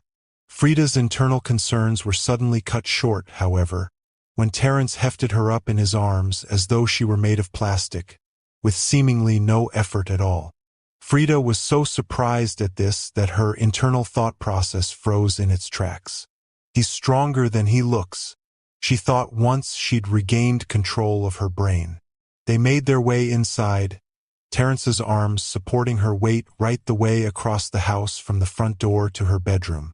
He lowered her down and gently placed her on the bed. Terrence collapsed on the bed next to Frida, officially worn out, and they both sighed a sigh of relief. Chapter 11. It only took Frida a few minutes to gather the energy to get up and clean herself off. She couldn't explain how, but she and Terrence's most recent fuck session hadn't tired her out. In fact, she felt as alert and awake as she ever had, despite it being just past 1 in the morning. Terrence, however, was another matter. Who knew that Frida's sexual appetite was grand enough to tire him out? In any case, it didn't appear as though she'd tired him out, but worn him out. He looked battered and shattered, but not asleep. Instead, he propped himself up on his elbows and watched him bustle around her bedroom, getting ready for bed. "What did you want to talk to me about?" he asked suddenly. Frida frowned, mid-getting her pajamas on. "Pardon?" "When you saw me outside your house," Terrence reminded her. "You said it could wait until after. Well, we did what we just did." Frida almost froze while changing her clothes. She'd forgotten all about what she wanted to talk to Terrence about. What a strange sensation. It had been the only thing on her mind as she'd made her way home, but then, as soon as she'd seen him, a crazy feeling of extreme lust had just overtaken her brain. And suddenly that thing that had been so important wasn't so important anymore. How was that even possible? Frida wished that Terrence hadn't remembered it just then. It wasn't exactly an indelicate subject, to say the least. She took a deep breath, her back still facing him before she turned to admit what had been preying on her mind and was now back to finish the job. It's nothing, really," she began, but Terrence cut her off. "Well now, I know that's not true," he said, fighting to keep the condescending edge from his voice and failing. "Well," Frida hesitated. "You're right, of course, it's not nothing. It's is the restaurant, you know?" "What about the restaurant?" Terrence asked, frowning. "It all worked out, in case you didn't notice." "Maybe." Frida shrugged. "But what if it didn't?" "I don't follow," Terrence blinked, nonplussed. "Well, think about it," Frida urged him. "We had really opposing views on how to handle the situation, and I didn't really say it properly at the time, but I really didn't like your solution." "What do you mean, my solution?" Terrence asked, his jaw dropping. "As I recall, you said it was a good idea to tank the review." "What I said was it would solve the problem," Frida corrected him. "But what I didn't really say was that it had the potential to destroy the restaurant's reputation." "You did say that," Terrence said in a bored voice. Frida shrugged. "Whether I said it or not, you knew. You knew what could happen to the restaurant with a bad review on our record. And you were willing to put it on the line to save yourself. You have billions of dollars to fix anything that happens to you, but this is my career." Terrence looked wounded at this. "I'm only one man, your restaurant is a whole entire restaurant. There are tons of reasons why it would have made more logical sense to tank the review. So why did you go against those reasons?" Frida inquired.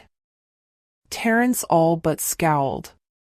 "It's because he froze suddenly. "I didn't want to see anything happen to you. I changed my mind."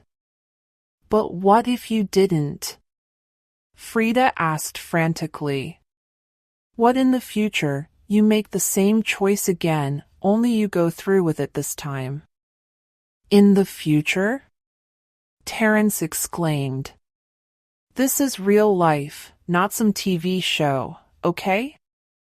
I made the right call and that's all there is to be said. Frida huffed at this. She could tell she wasn't going to get anywhere, and so she wordlessly climbed into bed and picked her book up off the night book stand. She paid Terence seemingly no attention for a good hour until finally. I'm going to sleep, Terence, Frida said shortly. I'll see you in the morning. And she was asleep before Terence could even respond or retort. It was a typical morning in Seattle. The people of the suburban community of Clyde Hill were just beginning to rise from their collective slumber at around 6:30 in the morning. Most were woken by the tweeting birds, or the buzz of their neighbors' lawnmowers just being fired up, or the running of shower water from beneath their bedroom floors. It was always one of those things. Suburban communities were nothing if not predictable. All that bustling change, that was for the big cities. In the suburbs, they embraced routine. If it ain't broke, don't fix it, as the old saying went. The people of Clyde Hill rose from their beds, the sun shining in through their windows, and welcomed a day baked in glorious sunlight that was full of promise and very much theirs for the taking. This was usually how Frida woke up. But not today. The events of the past day had set her teeth on edge and driven the tensity of her nerves right the way up. And as if that weren't enough, her pattern of not getting enough sleep seemed to be becoming just that, a pattern. And that was just not good. It was only 6:30 in the morning, and yet she'd been awake for hours now. And rather than getting up, or actually doing anything, she just lay there in bed, her hands resting on top of her belly, which rose and fell with her gentle breaths, her fingers interlaced as she gazed at the ceiling of her bedroom. The ceiling was plain white, the four walls surrounding her painted matte gray. All of a sudden, Frida had decided that she hated the gray. It was a sad color, full of depression. How ironic, considering it was she who had selected the color scheme of this room. At the time it had seemed sophisticated, elegant, refined and just very adult. Now, of course, Frida had nothing but contempt for her 27-year-old self, who, after making head chef, was buying her first apartment with her fancy new salary. It was clear to her now that back then, she may have gone a teensy-weensy bit overboard. Although she couldn't exactly explain why, she barely understood it herself. Frida had been going through a phase when she'd first moved into this place. She'd been very preoccupied with appearances, and more specifically, appearing as a grown-up, classy adult. That was the reason she picked a place out in the suburbs. It was the reason that she'd selected such a boring, matte gray color scheme, and the reason that she had strange, abstract art that she didn't fully understand decorating the walls. Frida felt as though she'd grown and matured a fair bit in the year since she'd been going through that phase, because now she felt that people who pretended to like art that they didn't understand were pretentious nitwits. She thought that people who picked color schemes to convey appearances and actively attempted to appear classier or of higher social prestige than they actually felt were snobs, and people who owned glass decanters in their house were the snobbiest of the bunch, more likely than not. Fortunately, her choices in terms of her bedroom furniture weren't so bad. A triple-panel table mirror was set in the wall above her dressing table. The carpet was, instead of matching gray, pale cream-colored, a few shades shy of the tones of her own skin. The bedspread, however, was not so fortunate as to carry its own hue. It matched the matte gray of the walls to a T, and not for the first time, Frida cursed her own razor-sharp attention to detail. Frida felt Terence stir beside her, and she drew in a sharp breath. After their not argument, but slight disagreement last night, the last thing she wanted to do was get into another discussion with him this morning. Of course, that meant that she would have to simply lie in bed, as still as possible, until she physically could no longer and had to get up for work. A hefty price, to be sure, but one that Frida was sure she was willing to pay. Was any price ever too high to pay to avoid confrontation?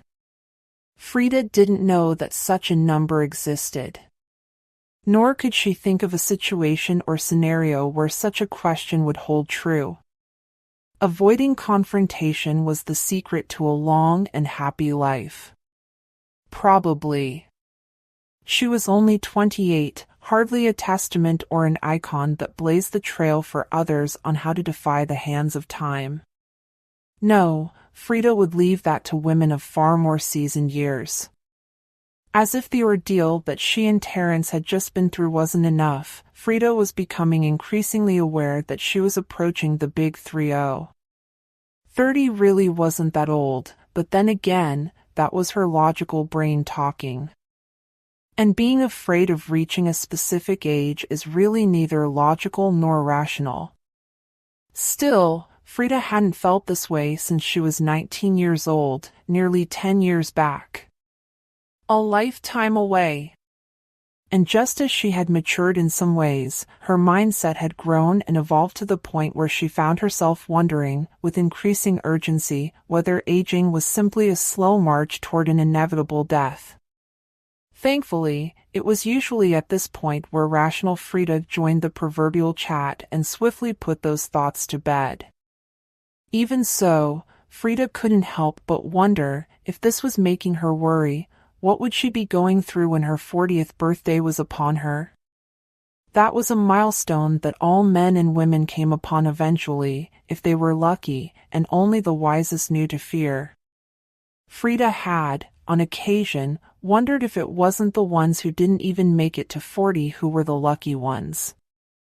Of course, deaths were always a tragedy, the young and premature ones even more so, and yet there was a silver lining to every cloud, wasn't there?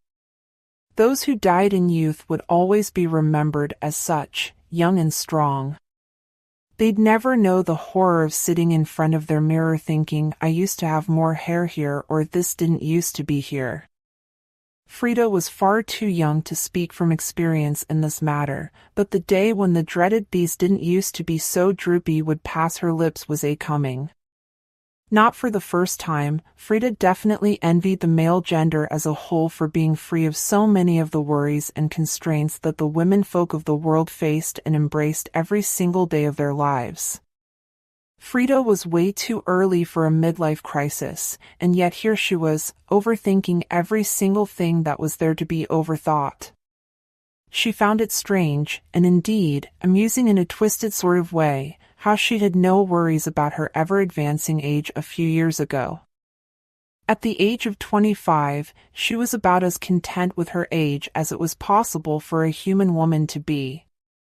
And it was the abrupt change in her attitude toward the matter over such a short space of time that alarmed her, more than anything else. She'd gone from the happy-go-lucky age is just a number attitude to something entirely different in just 3 years. Something had happened in those 1100 days to make her all dark and moody in regards to age, like a female Edgar Allan Poe. It was all she could do to stop herself thinking about how each day continues the slow march toward the inevitable end that awaits each and every person on the planet. When she was younger, Frida just used to laugh at people who took life too seriously. Now she was one of them. Again, she should have expected it. That was the way of growing up, specifically the progression from childhood to adulthood. Nothing was as you expected it, and even less was as it seemed. Sometimes, in quiet moments, Frida reflected on how much had changed since she herself was a little girl. If anyone who knew her now could see her back then, they would never believe little Frida and grown-up Frida to be the same person. Little girl Frida was positively a ball of inquisitiveness. Forever asking questions and demanding answers that the adults around her didn't want to give. Frida still remembered the time she'd first asked her father where babies came from. A simple enough question to answer for a child, and yet her father had crashed and burned and started babbling, and he'd been halfway through showing Frida how to put a condom on a banana before her mother came in and smoothed the situation over with a book called Let's Talk About Sex. Somewhere along the way, however, Frida had lost that. She'd lost the bright, bubbly, wide-eyed girl and become something entirely different. Someone that she didn't always recognize. And she couldn't be certain exactly what had tipped her over that precipice. More likely than not, it was the stress of the job. Being a head chef and following the path to becoming one was certainly no walk in the park. Frida turned her head slightly to glance at the alarm clock on the bedside table. The time read 6:45. Normally, her alarm would be going off within the next quarter hour, but not today. She'd already disabled the alarm on the back end of one of her many visits to the bathroom during her fitful and sleepless night. She didn't need an alarm to wake her up. She'd always known that she was going to be up at the crack of dawn anyway, so what was the point? She hadn't even gone to the bathroom so many times because she needed to use the toilet. It was merely something to do, some small sense of purpose beyond lying in a dark room, alone but for her thoughts and the gentle snoring of the man that lay beside her. Frida rolled her eyes at her own internal monologue, especially at the words gentle snoring.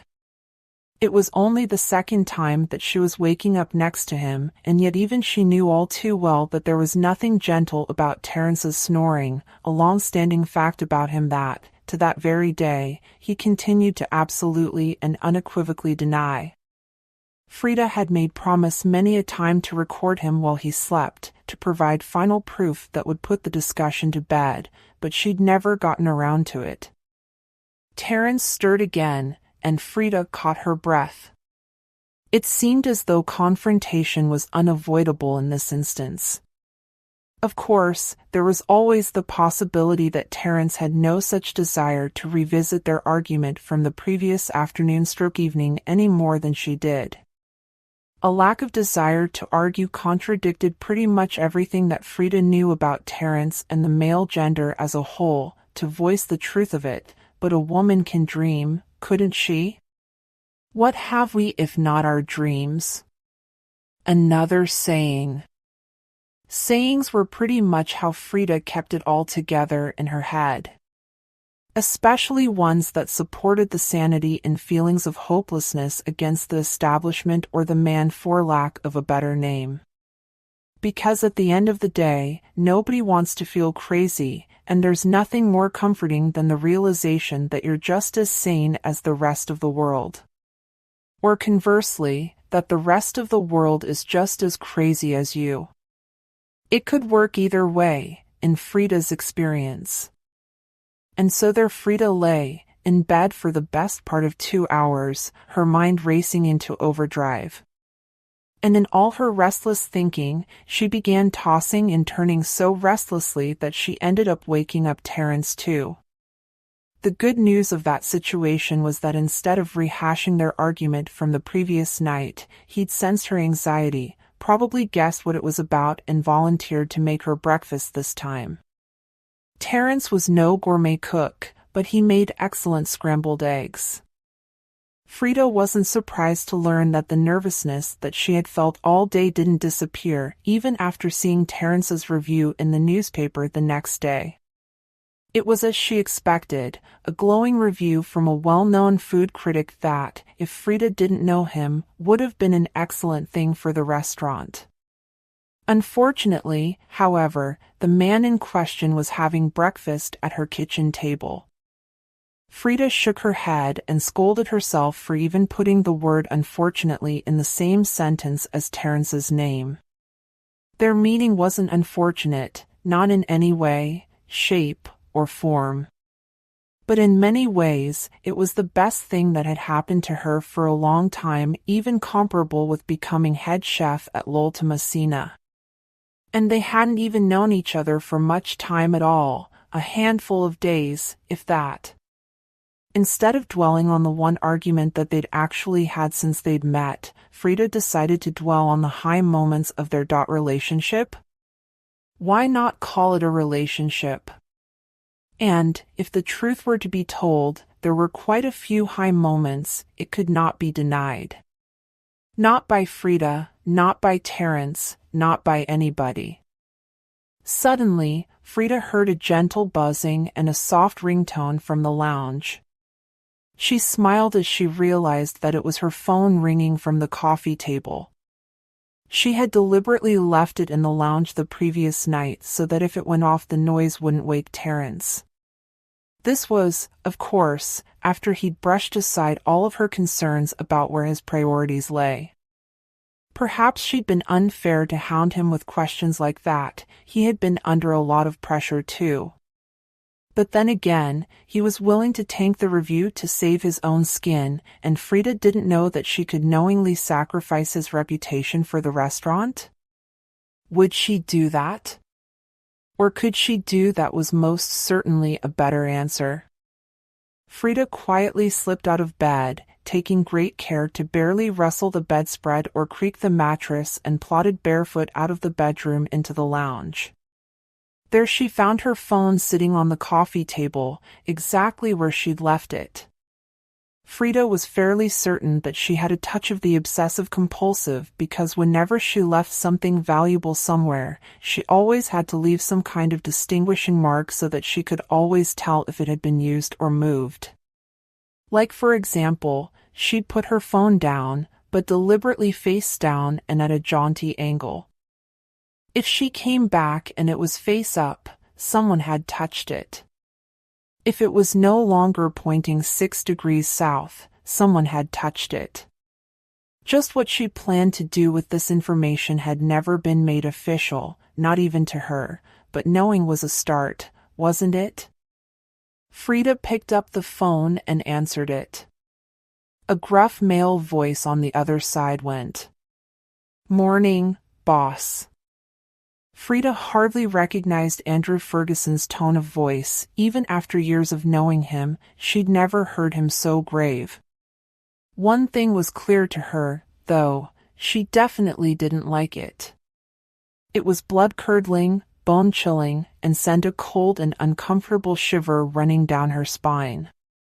Call her dramatic and a drama queen until the cows came home, but Frida knew her friend. And while Andrew had a tendency to be nonchalant, he was never grave. Gravity, meaning solemn seriousness or importance, not the natural cosmic phenomenon, is an emotion, which is the opposite of nonchalance. And when Andrew Ferguson was emotional, that gave Frida cause to be worried. Because what boded ill for Andrew boded ill for everyone in her opinion. "Morning, Andy," Frida said, using her preferred pet name for her sous chef. "What's wrong? You sound down?" "Boss, you'd better get over here," Andrew said seriously. "Actually, don't. I don't want you to see this." "See what?" Frida asked, her heart beating rapidly. "What's going on there?" "Last night," Andrew said, "there was a critic at our restaurant. And there are some witnesses who claim that you, boss, knew about him." "What?" Frida's heart positively skipped a beat. "That's horse shit." "It doesn't matter," Andrew said. "They have all the evidence they need." "All the evidence for what?" Frida asked frantically. "You're not being fired, are you?" Andrew snorted at this. "Fired? I wish I was fired. What's happening is much, much worse. No, they're disbanding the company and shutting down the restaurant. It's over, Frida. It's over." The air in Frida's lungs vanished. Chapter 12. It seemed almost as if it were all a dream. Surely it couldn't really be happening. How could the restaurant be closed? It had to be a joke, a cruel joke, but a joke nonetheless. However, Frida knew it wasn't a joke. It wasn't some nasty prank Andrew was playing on her. She could hear the seriousness in his voice. Everything she had worked for was over. She wanted to react, wanted to do something, but she couldn't. Her entire body stood stuck to the spot. Frida wasn't even aware that she'd dropped the phone until she realized that her fingers were no longer clutching anything. She wasn't even aware of how long she'd been standing there. A day? Several? No time at all? She was suddenly lightheaded, and just like that, poof, it was as though nothing else in the world even mattered anymore. The one time in her life where she had actually achieved her greatest dream slipped from her fingers, and as if the shock wasn't enough, she could almost picture the stories that would be going around about her now in the food industry. It could prove to be extremely difficult for her to ever get a job again. The food industry was cutthroat, and if you couldn't make it, well then that would be the end of the line. She couldn't bear to think of it. She tried to push the thought out of her mind as she stood there clutching onto her dreams that seemed to be going out of reach. Terrence had been pretending to sleep for what seemed like forever, but was actually the past half hour. He disliked confrontation as much as the next man, and he felt as though he'd pushed his boundaries with Frida the night before. So when he'd woken up and heard her gentle breathing beside him, his instinct was to lie still and pretend he hadn't even woken up. He knew that she was awake, but he wasn't ready to face her yet. He would wait for her to talk to him. It was the easiest way to work around the situation. Eventually, of course, when her phone rang and Frida disappeared from the bedroom, he was glad to have the opportunity to stretch out his joints. But his cramped limbs soon proved to be the very least of his worries when he heard Frida's shocked exclamations from the lounge. Terrence was up like a flash. Somehow, he knew what was happening, what she was hearing, and he knew that he knew. Terrence couldn't even explain it to himself, but it was almost as though he'd been waiting for it on tenterhooks. He knew how the critiquing business went, and he was 90% sure that giving the restaurant an honest and good opinion was a bad idea. People found out stuff they weren't supposed to find out. That was the nature of the public world. Nothing was private. It wasn't as if he had tried to hide his relations with Frida, obviously. He hadn't thought that he would have to criticize her restaurant, so anyone could have seen them together leading up to him having to critique it. He knew he should have been more careful from the beginning. After all, she had told him she worked as head chef the night they met.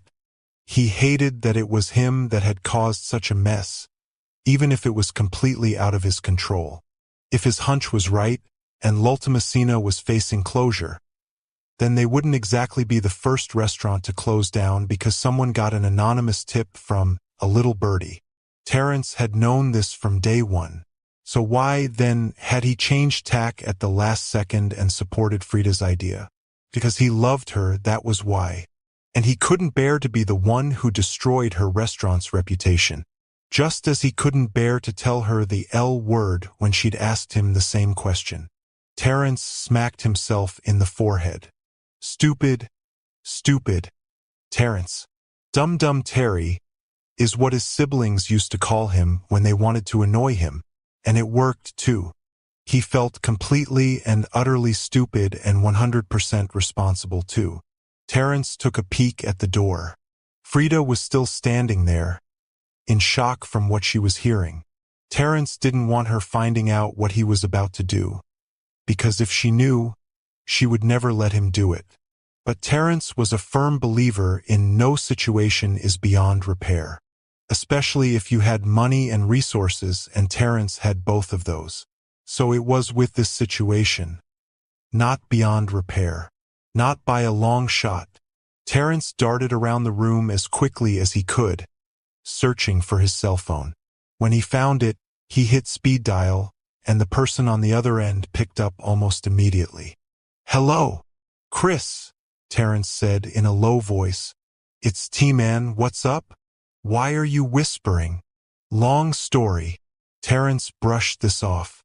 "You know that idea I pitched you a few days ago? I need you to start making that happen. Okay, no problemo, the man named Chris replied. How soon? Couple months, Terrence replied. It needs to be smack bang on her birthday. Cute, Chris replied, somewhat derisively. Name still the same? Yeah, Terrence nodded. Call it Carter and Harrison. When Frida awoke the next morning, she knew exactly what was to blame for the sinking pit in the base of her stomach. Her entire world had been turned upside down, gone topsy-turvy, gone pear-shaped. There were so many different terms for exactly what had happened. 3 years she'd worked on painstakingly crafting her reputation and even her legacy in a way at L'Ultimacina, and in the briefest, cruelest stroke, it was over. Just like that. When Frida had gotten the news, when she'd finally been able to meet her sous chef, or ex-sous chef actually, face to face, she'd looked Andrew in the eyes, waiting for him to reveal that it was some kind of sick, twisted joke. Of course, that was what she had hoped it would be. She hoped and longed that she was just having a bad dream and that someone would wake her up. She wished it was just a joke between her co-workers. But she knew it wasn't. Not with the gaping hole in her chest that seemed to grow bigger and bigger as time went on. It didn't seem fair that she had lost it all. She had done everything right. She had worked hard and had worked from the very bottom up. How could it be possible that, in an instant, it was all gone? It didn't feel right. And when it had finally dawned on her that it wasn't a joke and that this was happening, Frida had felt sick. Felt like she wanted to throw up and not stop until all her guts were spewed across the sidewalk. It wouldn't make the situation any better, and she doubted it would make her feel any better too. But her entire body wanted to react to the news as if she had eaten something had. Frida had heard many times that life was a fickle thing, that it was an enigma, that new surprises, twists, and turns lurked around every corner. And yet, she didn't think that she'd ever experienced it as fully as this before. 3 years her career had been in the making. 3 years she'd studied and trained and worked her fingers to the bone. She'd worked harder than any chef in O'Malley's kitchen, and that was why he had recognized her effort and made her his successor when he'd finally resigned, as opposed to the many other capable chefs in L'Ultimacina's kitchen. And make no mistake, they were all capable. Andrew, who'd been cooking longer than any of them, the chef de parties, the line cooks, the commis chefs, the assistant chefs, they were all worth their weight in gold. And it was a combined effort that had propelled L'Ultimacina to #1 bistro in Seattle. It hadn't been Frida by herself. Of course, she'd played her part, but that was the point. They'd all played their part. Running a kitchen was like stitching a big, old quilt. Frida had heard that there were some communities, down in the deep south in places like Texas, Alabama, Virginia, and Georgia who still kept up the tradition of stitching or knitting or even crocheting huge quilts. Back in the days, it had been a way for the womenfolk of the villages and towns to keep busy. They'd all get together and stitch a huge, incredible quilt. But over time, as the barriers between genders were broken down, men began to join the fold also, helping to bring the tradition along. And really, it was never about the quilts. Well, not the way that Frida saw it. She herself had never taken part in any kind of quilting competitions. Quilting bees is what they were called. Seattle was far too modern a city with far too modern women to stand for that kind of folly. But from her perspective, it had never been about the quilts. It had been about putting a bit of oneself into anything that one cared about. Whether that be knitting or crocheting or sewing or drawing or painting or writing. Anything. And running a kitchen was very much the same, and Frida could personally attest to that, as a head chef with just over a year of managerial experience under her belt. No one part of the team was any more important than any other part. She, a head chef, was no more important than the kitchen porters, who cleaned and swept and mopped and made sure all the equipment was spick and span. The chef de parties were no more important than the waiters and waitresses who took the orders and handled the most outrageous customers on a day-to-day basis.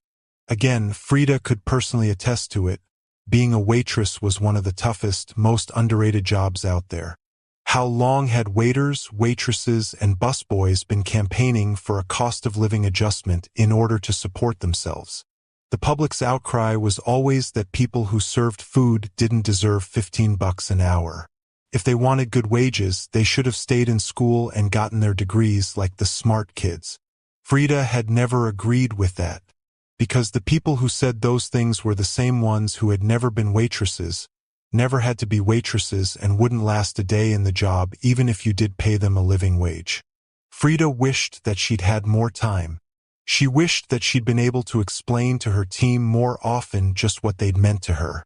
But it was over now, and the time for such things was long past. For the past few weeks, since the restaurant had been shut down, Frida had been applying for job after job in and around the Seattle area. At first, she'd been expecting to be offered a high-level position because of her reputation, but now she saw how foolhardy that was. Her reputation was worth precisely nothing because her restaurant had gone down in flames. Everybody thought that she'd bribed a food critic or manipulated him in some way, despite Terrence's many public statements that he had given an honest and accurate critiquing. As he'd told her, nobody believed them. Frida found herself wishing, quite often, that she'd taken Terrence's advice and tanked the review. What's the worst that could have happened? It couldn't have been worse than this. Frida had been offered quite a few positions in the area, but few were worthy of her skills and her experience. She was not going to start off as a head chef again. She'd made her peace with that much at least. But she refused to go back to being a waitress. That was a bitter meal that she absolutely refused to swallow, regardless of price or circumstance. They may have taken her restaurant and her reputation, but Frida Carter still had her pride. And no one could take that away from her, no matter how much they tried. 2 months later, Frida was leaving work.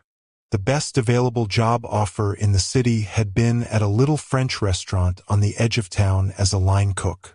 A line cook? It was an insult. Yes, it may have been a very honorable and worthy profession, but Frida had been a head chef, and no matter how hard she tried, she just couldn't seem to shake the memories loose. She couldn't seem to shed the memories of all that she had lost. Not to say that she hadn't given it a try. She'd given it a good try, but some things were just far too precious to ever be forgotten, no matter how hard you tried. Frida, however, thought today might be easier. Of all days, her 29th birthday, and a fine way she was spending it, too. Booted out of her own restaurant, miles backward in her career, and she hadn't seen Terrence in weeks. She knew he didn't have much to lose. He still had his billionaire status after the damage was done. He didn't answer his calls, his texts. He seemed to have forgotten her. Frida had thought that impossible, but the evidence so far suggested the contrary. How he could manage to forget her almost wounded her, especially after the amazing time they had shared together. She had tried to keep an open mind about the whole thing, especially considering they had never truly spoken about what they were. But she had hoped that she had meant something to him regardless. She thought that maybe she hadn't after all. No one could blame her for thinking that he just couldn't face her after everything that had happened, but there was a part of her. A part that she wanted to bury so far down that the thought didn't even cross her mind, and that past was the possibility that he had had enough of her just as the news had broken out.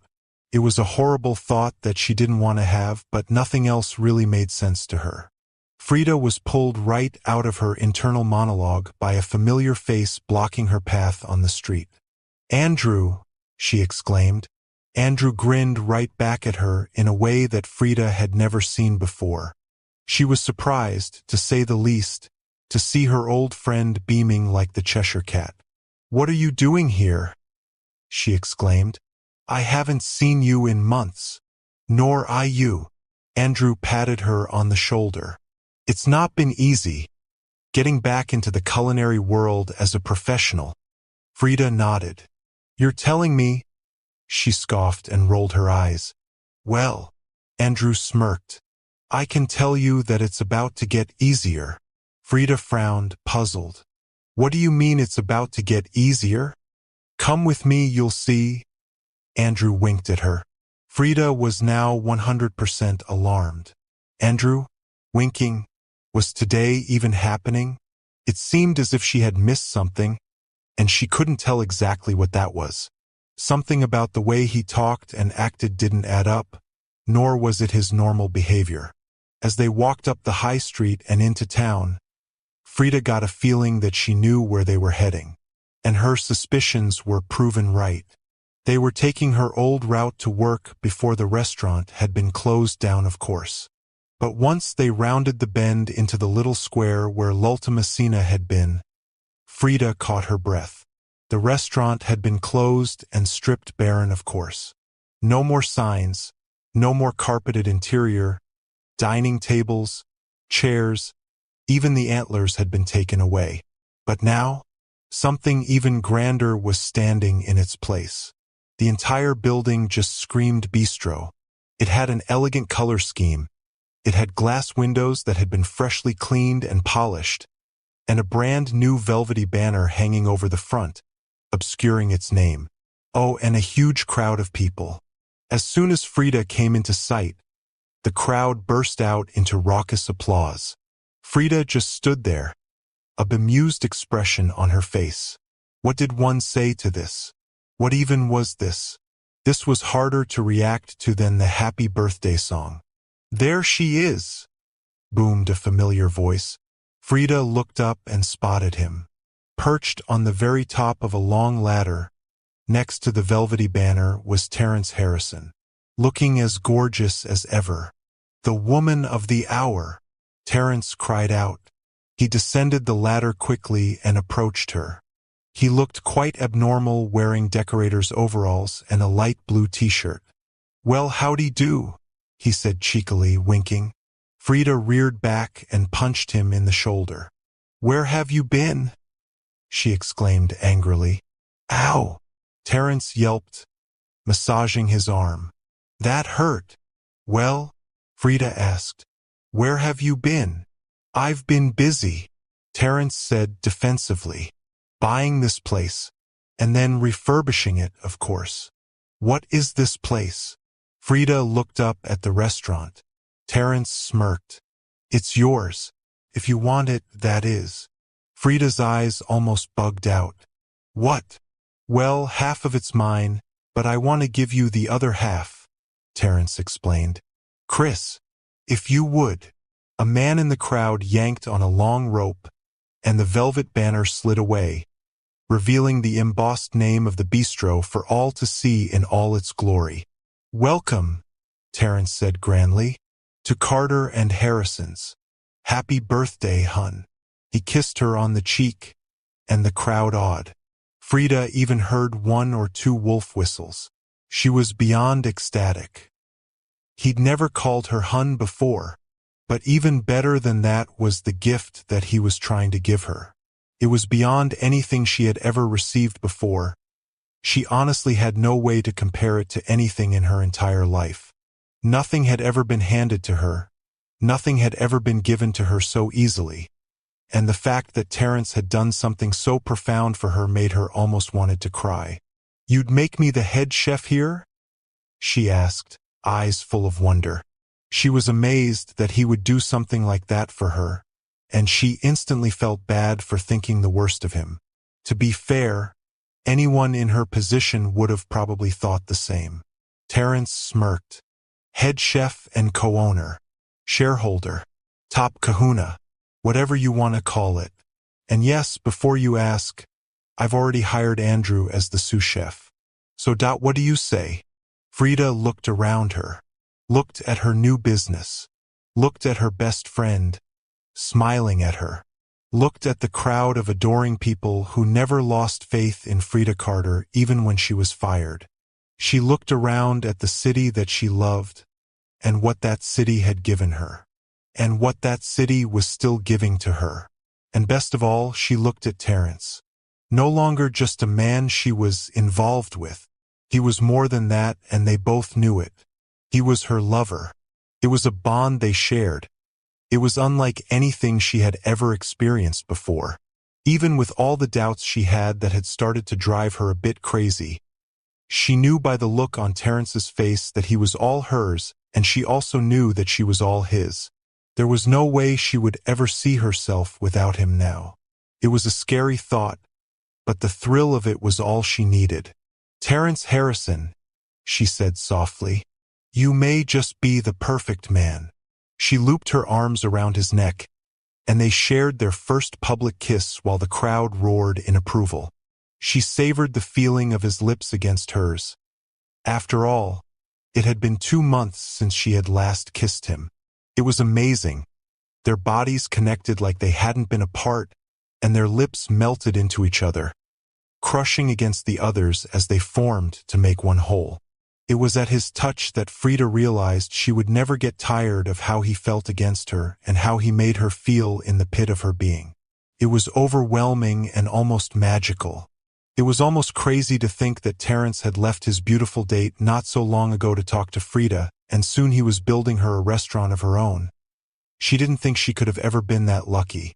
Meeting him had been lucky enough, but everything after that seemed to work as a motion of ups and downs, and yet it had been possibly the greatest experiences of her life so far. The end.